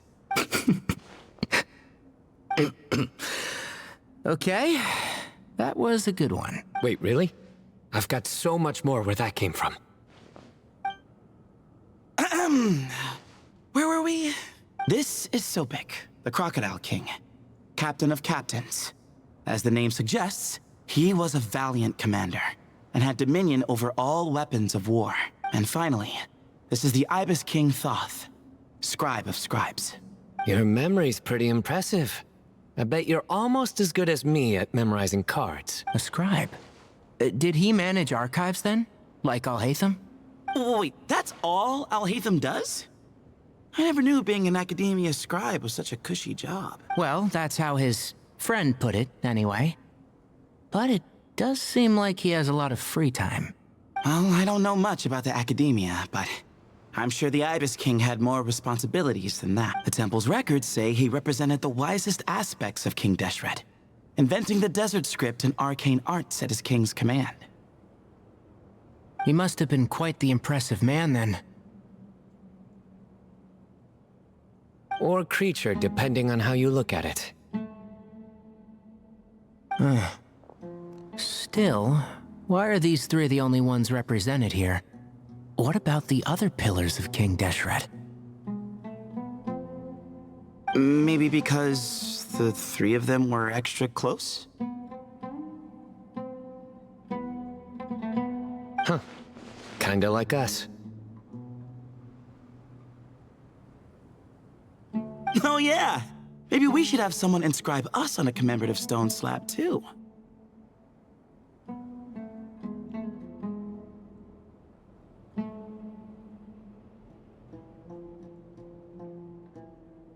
Or we could just take a picture. It would serve the same purpose. Anyway, no more distractions. Huh. Doesn't it look like there's writing carved into the corner? Huh. There is. And it's in the ancient desert script too. Looks like the Ibis King left you some homework. Give me a sec. I'll try and translate it. The ministers are unvirtuous. The scribes unwise. The captains unworthy. My end is not humanity's end. Hereby bestow upon you all the far side of eternity.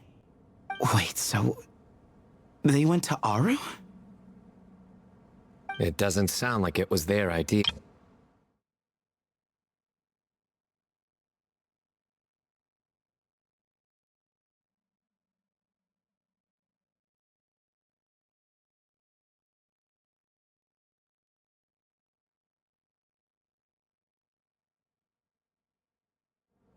The far side of eternity is said to be the final land of dreams for all desert dwellers. But if such a place did exist, wouldn't it also be an inescapable prison? Yes, and based on the writing here, it's clear King Deshret wasn't pleased with these 3. This gift he bestowed upon them seems more like a punishment. Such is the power of a king, I suppose. Which means the goat's the one who got in the end. Huh. Yep, not as good the second time. What? Impossible. Well, looks like that's all we can learn here. Should we keep going? Yes, no time to waste.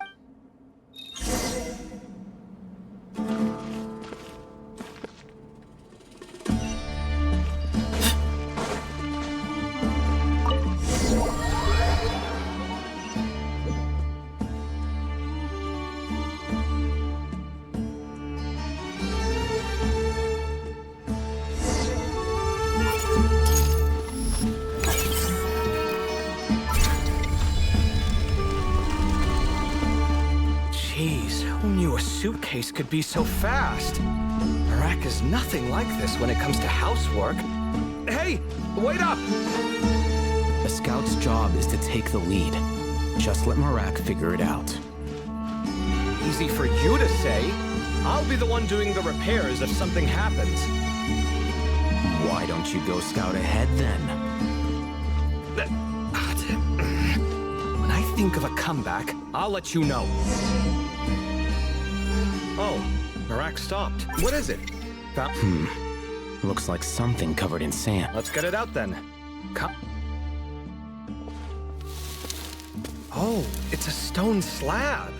Good job, Marak. Let's take a look. Huh. Looks like this part of the picture goes over there?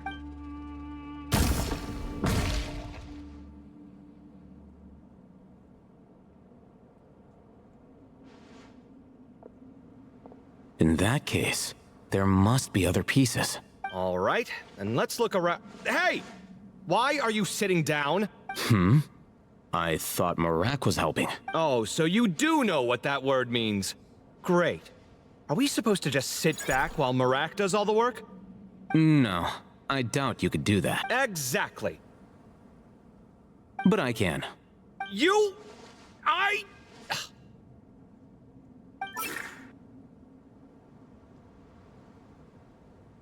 See? It's all coming back to me. How insufferable it is to work with this no-good, do-nothing... We could be more efficient, I agree. I'll work on this piece. You take care of the rest.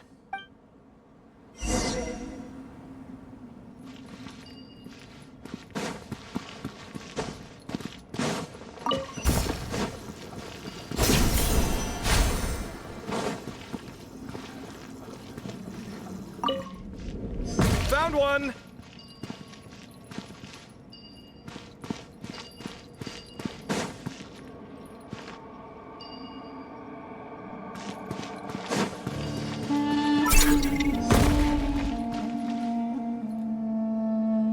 Good teamwork!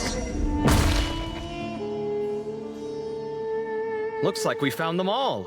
The pieces fit together like a glove, but we can't see what's on them. Turn around. Huh? Look. Oh, I've seen this before. It can create strong winds. Just what we need to clean off the slab. Come on, let's... Hey! Don't worry about me. If I sit here, I won't be in the way. Oh, you don't want to be in the way? Then sit right in front, so the device can blow you straight back to Sumeru City.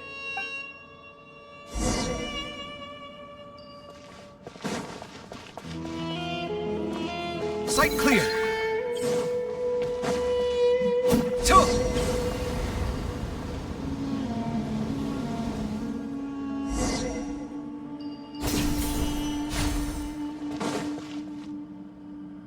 Done.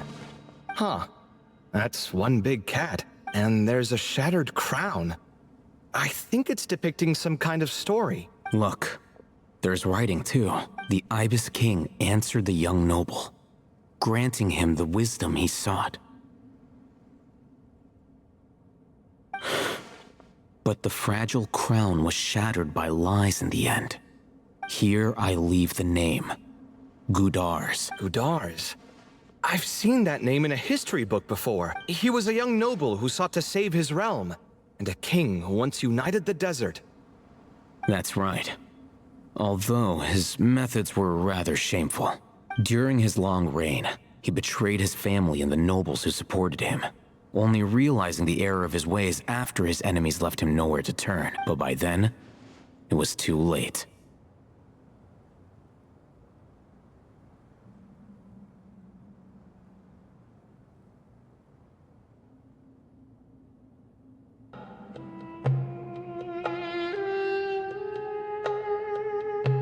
Seems like a common occurrence across history.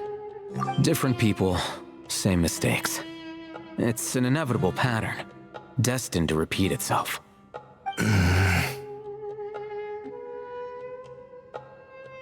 The writing mentions the Ibis king. But a cat is depicted here. Does that mean... So far, what's depicted on the slab seems true to history. In which case, this cat is either a proxy for the Ibis King or a manifestation of said king himself. Exaggeration is a common method ancient records use to highlight a being of higher status. And as we know, Layla and Jur both heard the sound of a cat while escaping the ruin. You're saying the Ibis King, one of the legendary 7 pillars of King Deshret, is here, still helping those in need? I'm saying we can't rule it out.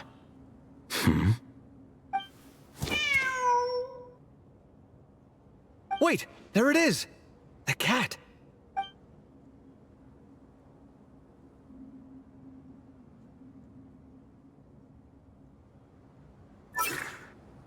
Ah! Marak went after him! The cat's showing us the way forward. Come, let's follow. Okay.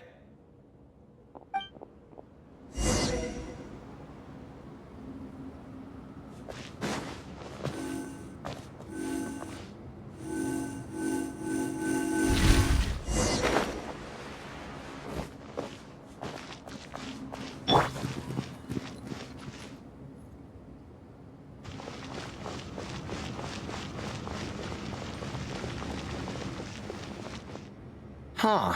The cat's... gone. Yes, but look where he led us. Oh. Another slab. It looks similar to the last one.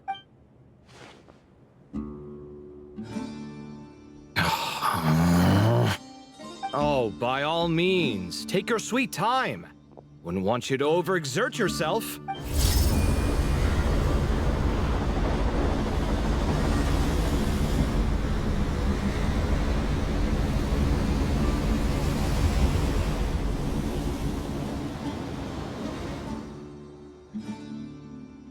Huh. The scene depicted here... Seems to be a different tale. The Ibis King answered the Jinn-blooded dancing girl, granting her the wisdom she sought. But enemies plotted to kill her close kin. Snake venom was her self-chosen end. Here I leave the name. Makaira. The Temptress of Woe? You've heard of her? Of course. I don't just sit around doodling all day. She's mentioned in tons of papers about the desert. As I recall, she was given as a gift to the tyrant king of Gurabad, and later seized the opportunity to kill him. After getting her vengeance, she reigned as queen for many years, until her enemies attempted a coup, and she took her own life. That's more or less the version I've read as well. It seems this queen also had dealings with the Ibis King. Yeah, I'm starting to find this whole granting wisdom business a bit concerning. I mean, considering how Gudars and Makaira ended up, it might not have been a good thing. But, at the same time, if the cat guiding us is linked to the Ibis King, then he doesn't seem like a villain either. People are complicated. And the same is true of the servants of the gods, no matter their wisdom or power. Let's reserve judgment for now, and keep moving.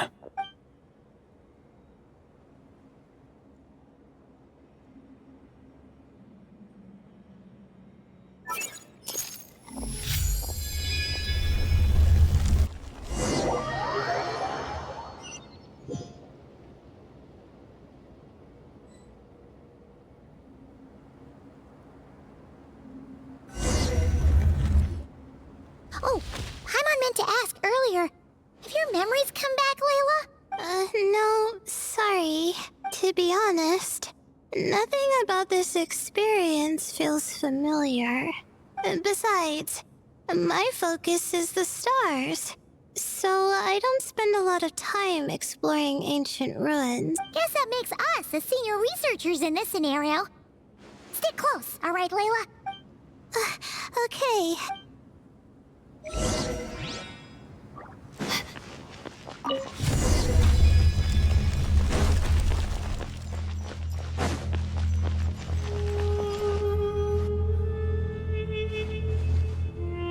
Wow, what a tall ceiling. Yeah, but for some such a big place. It's so empty. Like no one ever lived here. Sure must have been boring to live in ancient times, staring at ceilings all day. Now that you mention it, I've heard some people used to draw star maps on their vaulted ceilings. Some might even make them transparent to better observe the movement of the stars. It sounds so nice. Stargazing from the comfort of your own home. Wait a second. I think I see something up there. Huh? How is Paimon supposed to do that? Oh. Alright, sit tight, everyone! Adventurer Paimon will be right back!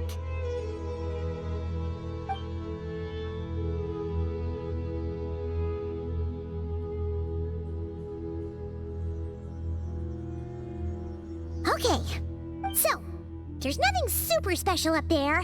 Just a couple of shelves, tables, jars, and scrolls. And a whole bunch of dust, dirt, and sand. You really want to search through all that stuff? Well, when you put it that way... Come on then, let's see what we've got. Paimon's hoping for something super valuable.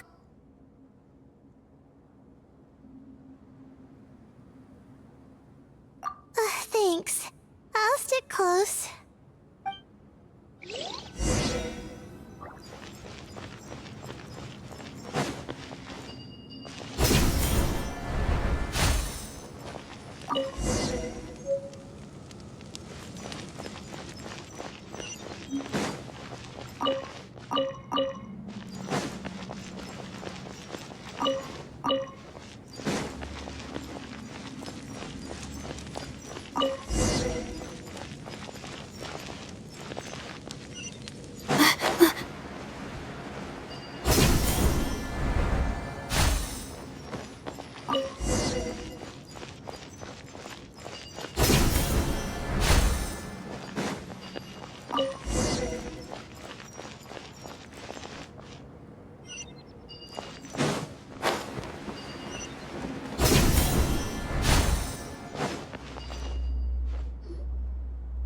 I think that's everything. Most of the documents are in the ancient desert script, except these ones. These seem old as well, but the handwriting makes them stand out. Right! Let's arrange them in chronological order before we read through.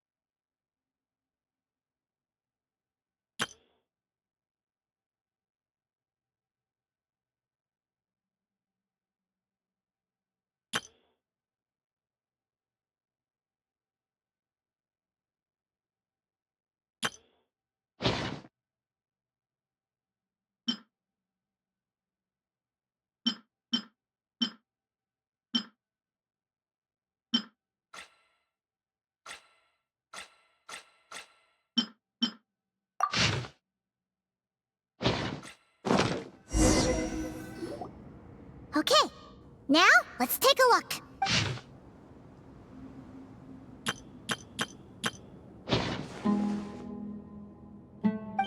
Maybe this person fell in by accident, like Mr. Jur and me. Yeah, maybe. But they don't sound super worried about their situation. So, either this person's an ace adventurer, like the Traveler, or some kind of super optimist. An optimist, huh? Oh, I wish I could be that sort of person. That's right! You're detailed and passionate.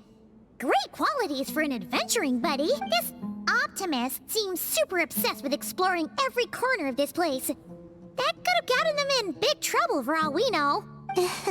Well, I appreciate the compliment. It's almost magical how words like that can make you feel like you can do anything. I only wish that magic could last a little longer.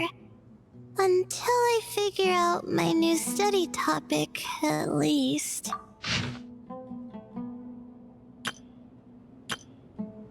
Oh, looks like you were spot on, Paimon. See? Told ya! That's what happens when you don't think things through. And all this talk about seniors and juniors, he was a student just like you, Layla. Whew, he sure talks a big talk for a student, though. You'd think he was some kind of old scholar instead. Huh. What is it? Did Paimon say something wrong? No, not at all. I was just thinking. And this might sound rude, but the way this person speaks is just so... you noticed too. I mean, it's good that he helped treat his companion's wound. But it didn't seem like it was out of kindness. More like he was looking out for his own self-interest. Or thought he could get something out of it. I don't know. Maybe I'm reading too much into it. Yeah. If you're both in this dangerous situation together, wouldn't you mention them at least once? If it were Paimon, she would write down the name of every single person she was with. No one would be able to get away. Actually, I find Paimon's approach quite sensible. It makes sense from a safety perspective, too. That way, if anyone came to the rescue, the notes would be able to tell them everything they needed to know. Whoa! That's genius-level thinking! Well, I learned that from Madame Farah's... Oh, no! I'm just a student. It's fine! You taught us something, so you're our teacher. Simple as that. Anyway, from the looks of things, the student who left these notes behind was pretty weird. Let's keep reading.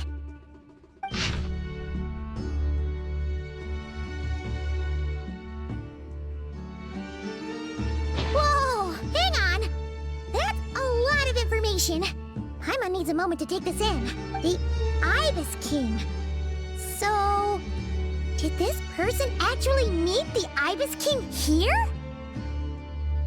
Sorry. Who? Jeez, not again! Stop teasing her, Traveler! You know she was asking about Nefer. Anyway, Nefer's, a friend of ours. And she's mentioned the Ibis King before, but not in much detail.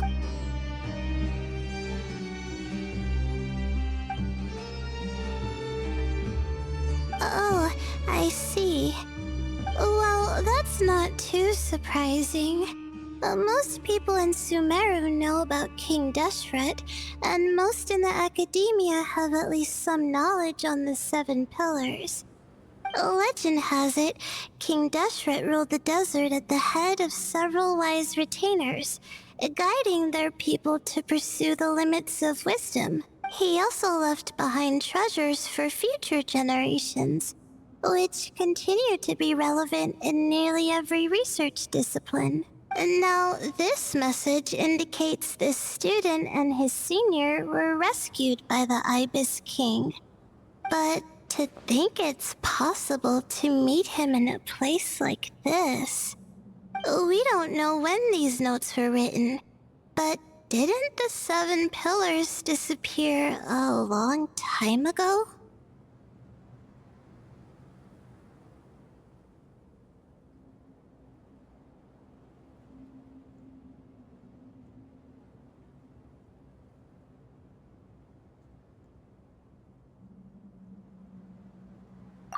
Yeah! The notes made it sound like his powers were restricted.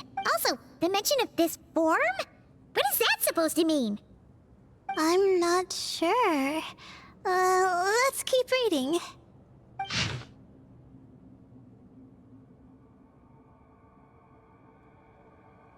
Oh! This is the last page! There's even a signature at the end. Well, sounds like they made it out. Guess it was a happy ending after all. Wait. But it says, the Ibis King cannot be trusted. Huh. Our friend said something similar. That the Ibis King was a liar. And the notes did make it seem like something wasn't quite right with him. Maybe he wasn't one of the 7 pillars at all, but some kind of con artist.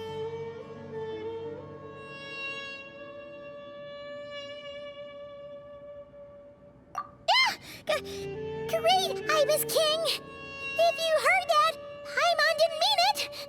Please forgive her! Don't trap us here! I think Paimon raises a good point.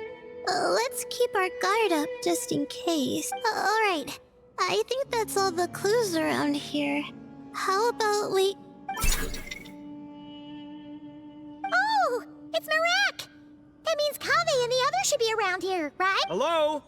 Anyone up there? Yeah, we can! You know, sound travels just fine in an empty chamber like this. You don't have to shout. Of course, if you're shouting to express your excitement at being reunited, by all means, pretend I never said anything. Yelling like this is kinda exhausting. Come on, let's head back down.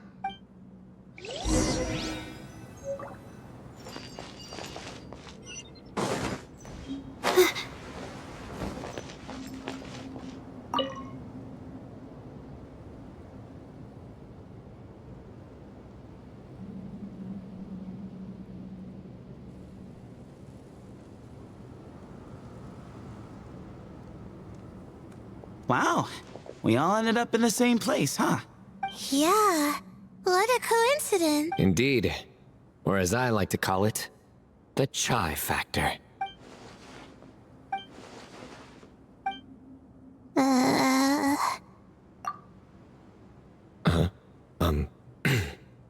No reply? Just say it. All right.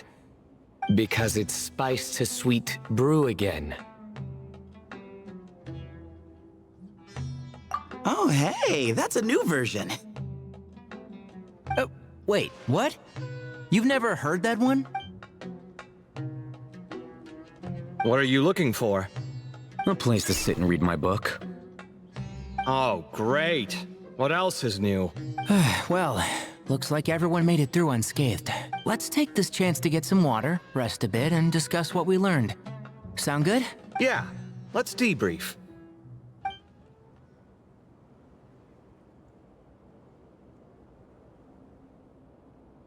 Okay, so we all learned a lot, but it feels like we ended up with even more questions. Yeah, but one thing's for sure. This place is tied to the Ibis King in some way. Hey, Sino. You're the current representative of Hermanubis. Can you call him up for a sec? Of course. Just let me sense his presence.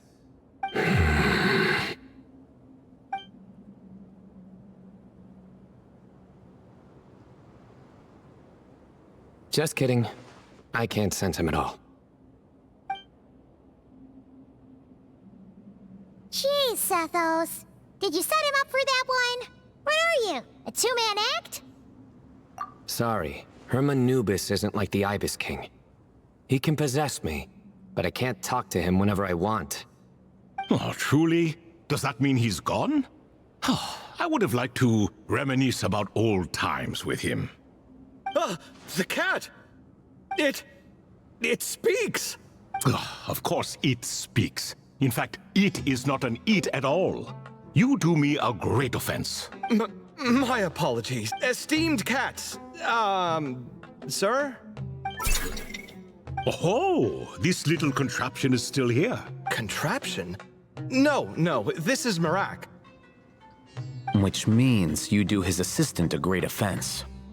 Huh? Well, I didn't mean... Well, I apologize. I wasn't referring to this Marak, but rather the thing that operates it. King Deshret was quite partial to it. I have forgotten what it was called. It must have had an official name, albeit in the old tongue.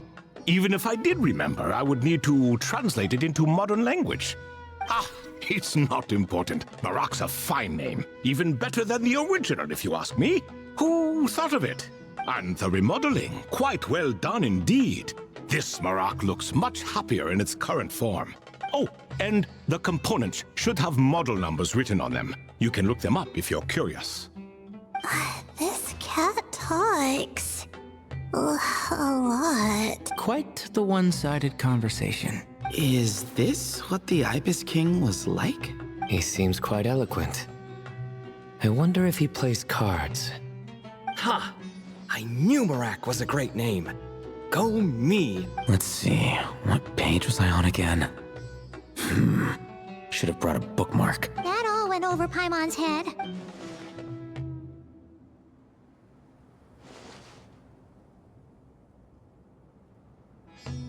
Hello indeed. For you to know my name. Yes, I was not mistaken. You are special among your companions, but you are all guests. It is only proper to invite you in. Come then, this way.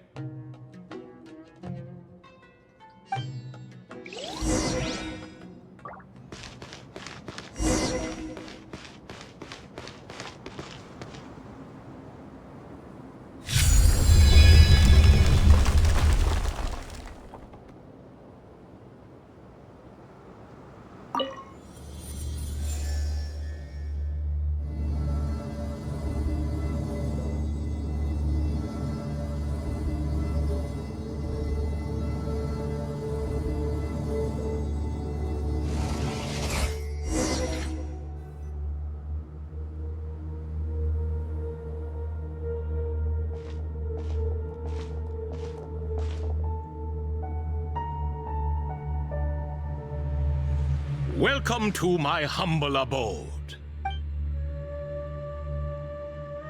Oh, your house sure is spacious, Lord Ibis King. I fear it's not quite what it used to be. In fact, it has long ceased to be my home at all. It belongs to the descendants of the cats I once raised. Such adorable creatures, aren't they? Take the one I'm borrowing here, for instance. A chubby fellow with such lovely fur. Anyway, tradition dictates that a special guest such as yourself be presented with a gift. Alas, it's a first-come, first-served basis, you see. I fear with the passage of time, none are left. What? So the treasure's gone already? Treasure, you say? Not an inaccurate...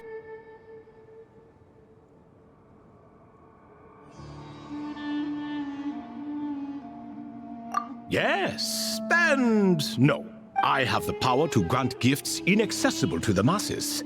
The only requirement is answering a question. Not a bad deal, yes?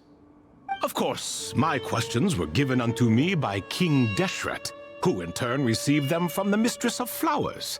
There are 3 and no more. What causes our rise and fall? What obliterates love and hate? What determines truth and falsehood? The more he talks, the less Paimon understands. I see. That must mean Gudars and Makaira managed to answer 2 of the 3. Another who understands. Oh, so that's the event those 2 slabs are depicting. Ah, priests and their records. A singular obsession, and quite boring too. After being imprisoned within Aru, I could, on occasion, take the form of a cat to converse with those around me. But I despised speaking to them.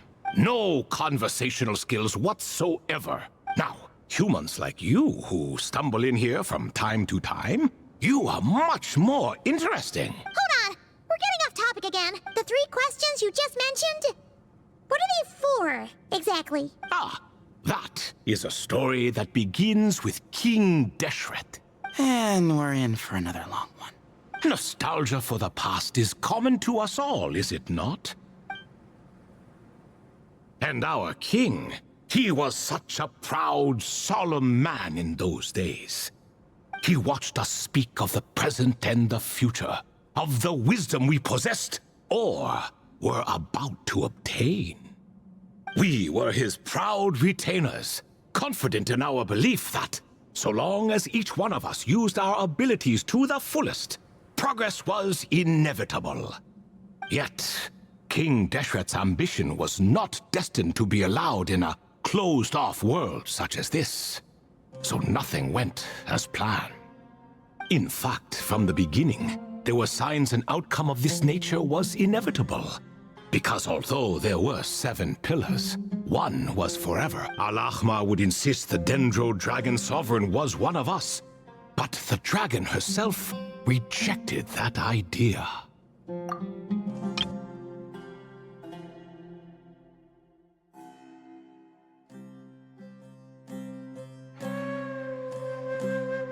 Huh. Like a card you can never seem to draw from your deck. More like a card that was never in the deck to begin with. Alas, that's just who Al-Ahmar was. There was nothing we could do about that. And I always preferred chess to cards. In the end, life grew unbearable for our king. But, of course, those who remain must continue to live on. But subjects like us were less fortunate. After all, the fate of a retainer is decided by the king, including the chance to walk away. So it was then that King Deshret had Kroko, Goti, and I locked up within Aru, where we remain to this day. Kroko. Goti? Ah, of course. You're more familiar with their full names. Sobek, the Crocodile King, and Hereshef, the Goat King. And let me tell you, when it comes to chess, Hereshef was a habitual backseat strategist, always spewing nonsense from the sidelines. Well, Sobek was all too quick to take his terrible advice, to the point where I was the one who got accused of cheating.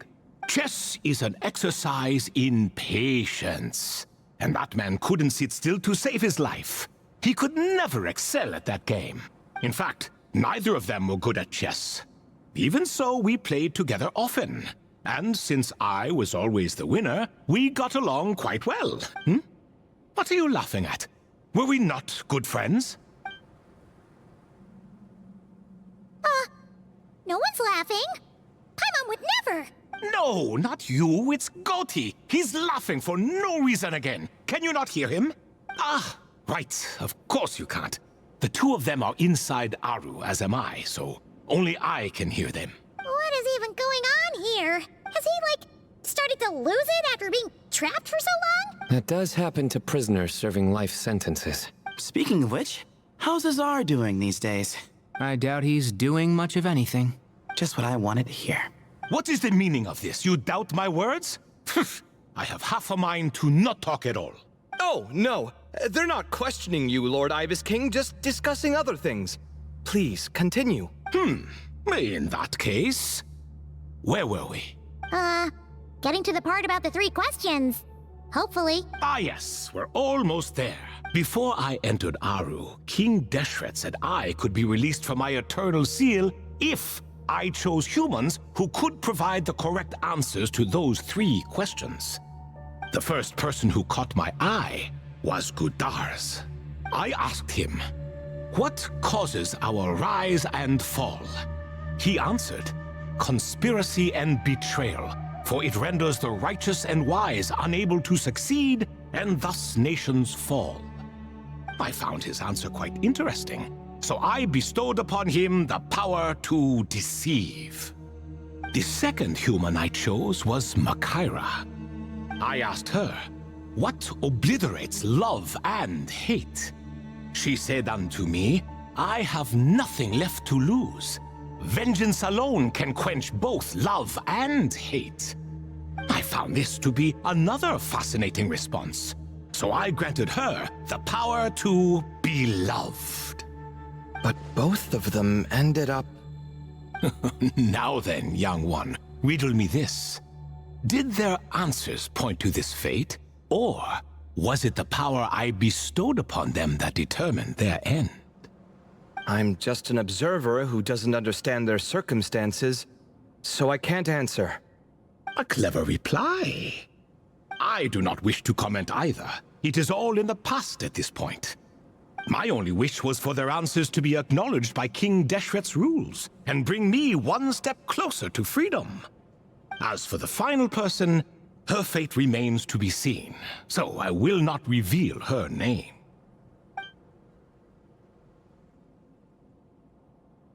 I asked her, what determines truth and falsehood? And found her answer quite compelling, so I bestowed upon her a gift to match. As you can see, however, I have not been freed, so it's clear the answer she gave at that time was wrong. But, alas, 3 people were chosen, and 3 questions were asked. So now all I can do is wait. Wait until her wisdom is in line with the rules set forth by my king. Until she has found the true answer to that question.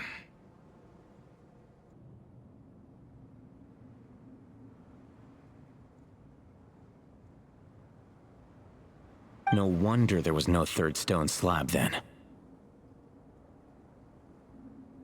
Or perhaps you're just not ready to include her in the story. Though, that might be a generous interpretation. Well, it's not merely because her story remains unfinished. As the remaining priests of this place left, or passed on, there were none left to record the events that followed. Besides, stone slabs are few and far between in the Great Red Sands. In the sprawling desert, very few things or people even manage to leave a trace. But sometimes I can't help but wonder, if that young man from several centuries ago had been willing to answer my question, would I have left Aru by now? Wait, so there was someone else? Of course, it has been thousands of years after all. All sorts of people have stumbled upon this place, but I only chose the special ones.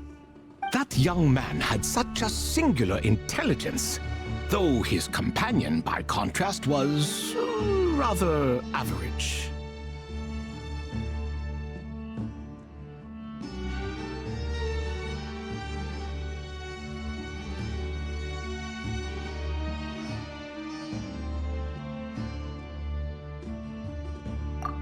The author of those notes we found?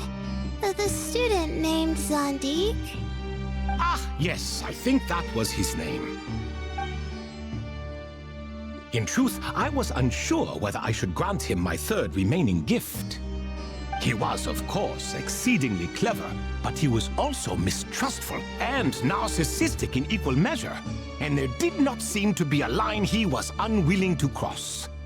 Too much power could be dangerous in the hands of someone like him, so I found myself rather relieved when he declined my gift. Oh, he turned you down? Did he give a reason? Yes. He said he didn't need it. I still remember the look in his eyes. Nothing stood out per se, and still I could sense contempt and disdain radiating from his gaze. I could not give an exact reason, but on instinct I just knew it would not end well to get close to a man like that.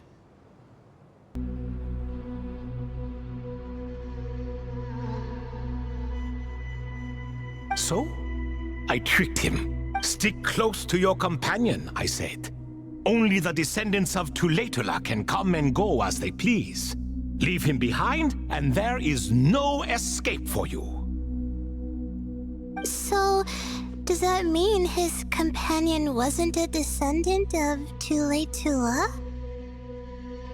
Oh no, that part was true. The lie was in the other half. Anyone can enter or exit this place. There are no restrictions. I saw that his companion was exhausted and was concerned Sandik might leave him behind, or worse, that some other accident might befall him. So I made up an excuse to prevent Sandik from going a step too far. Oh, and speaking of, Sandik's companion had the same blue hair and pointed ears as you.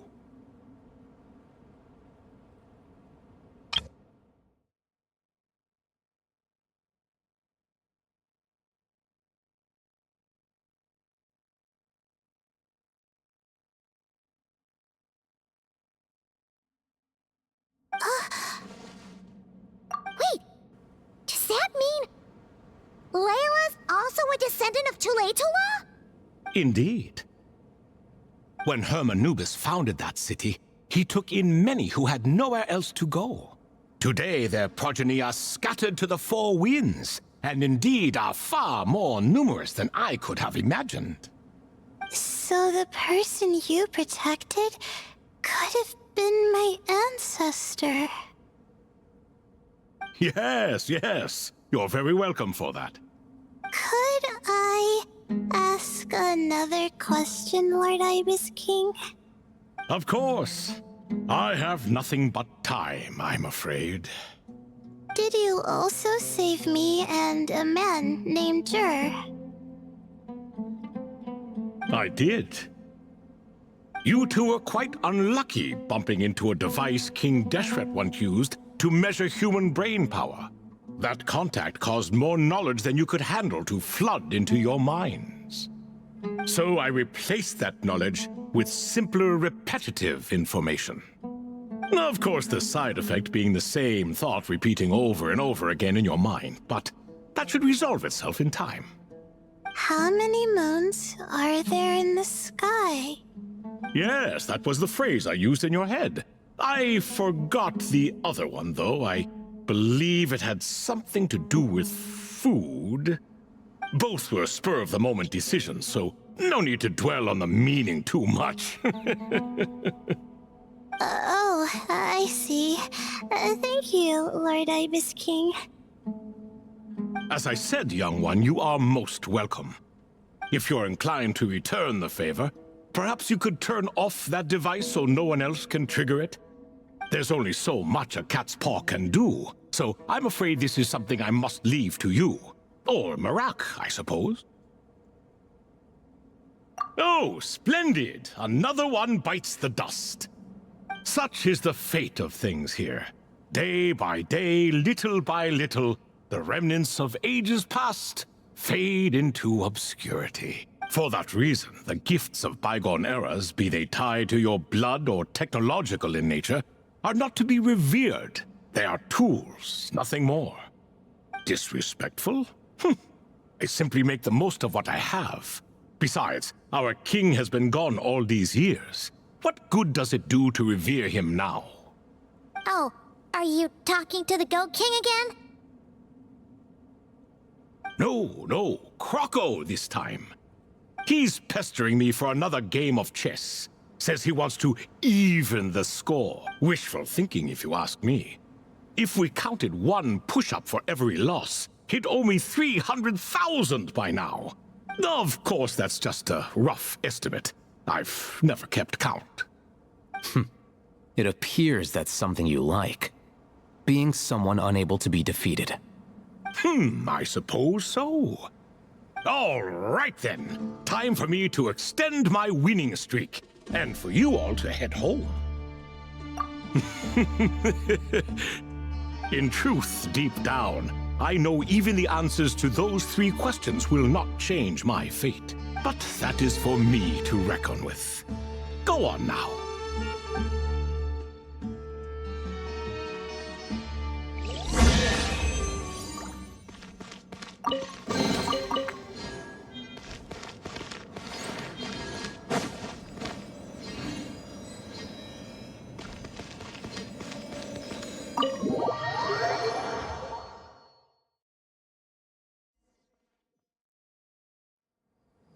Excuse me.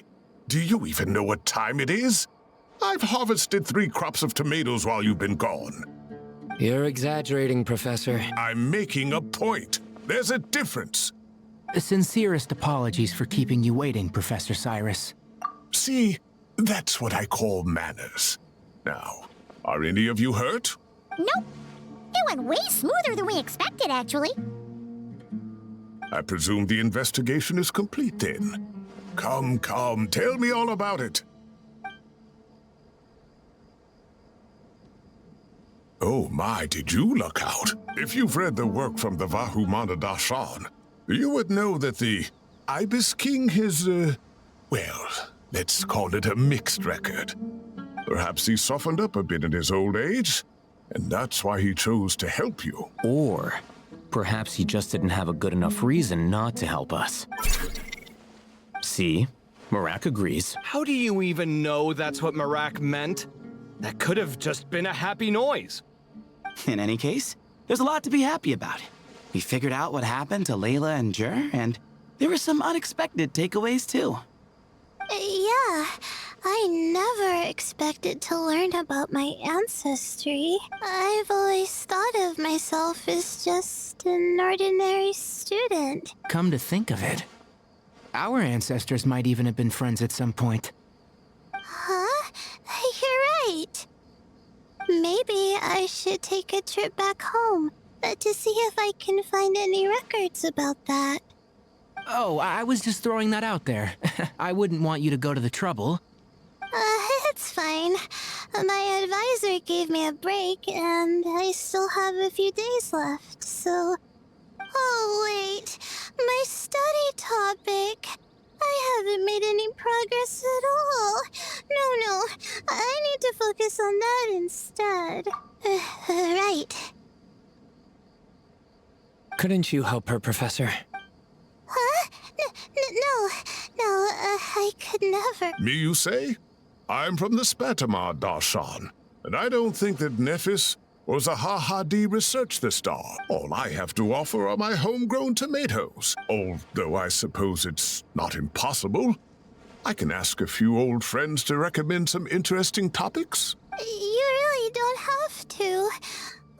It sounds like a lot of work. Hardly. A few passing questions while we water the plants? It's no trouble at all. Thank you so much. Of course. Now it's getting late, and you all must be tired. Let's wrap things up here. Some say desert nights are the sun taking mercy on us after the heat of the day. So, let's leave while she still feels merciful.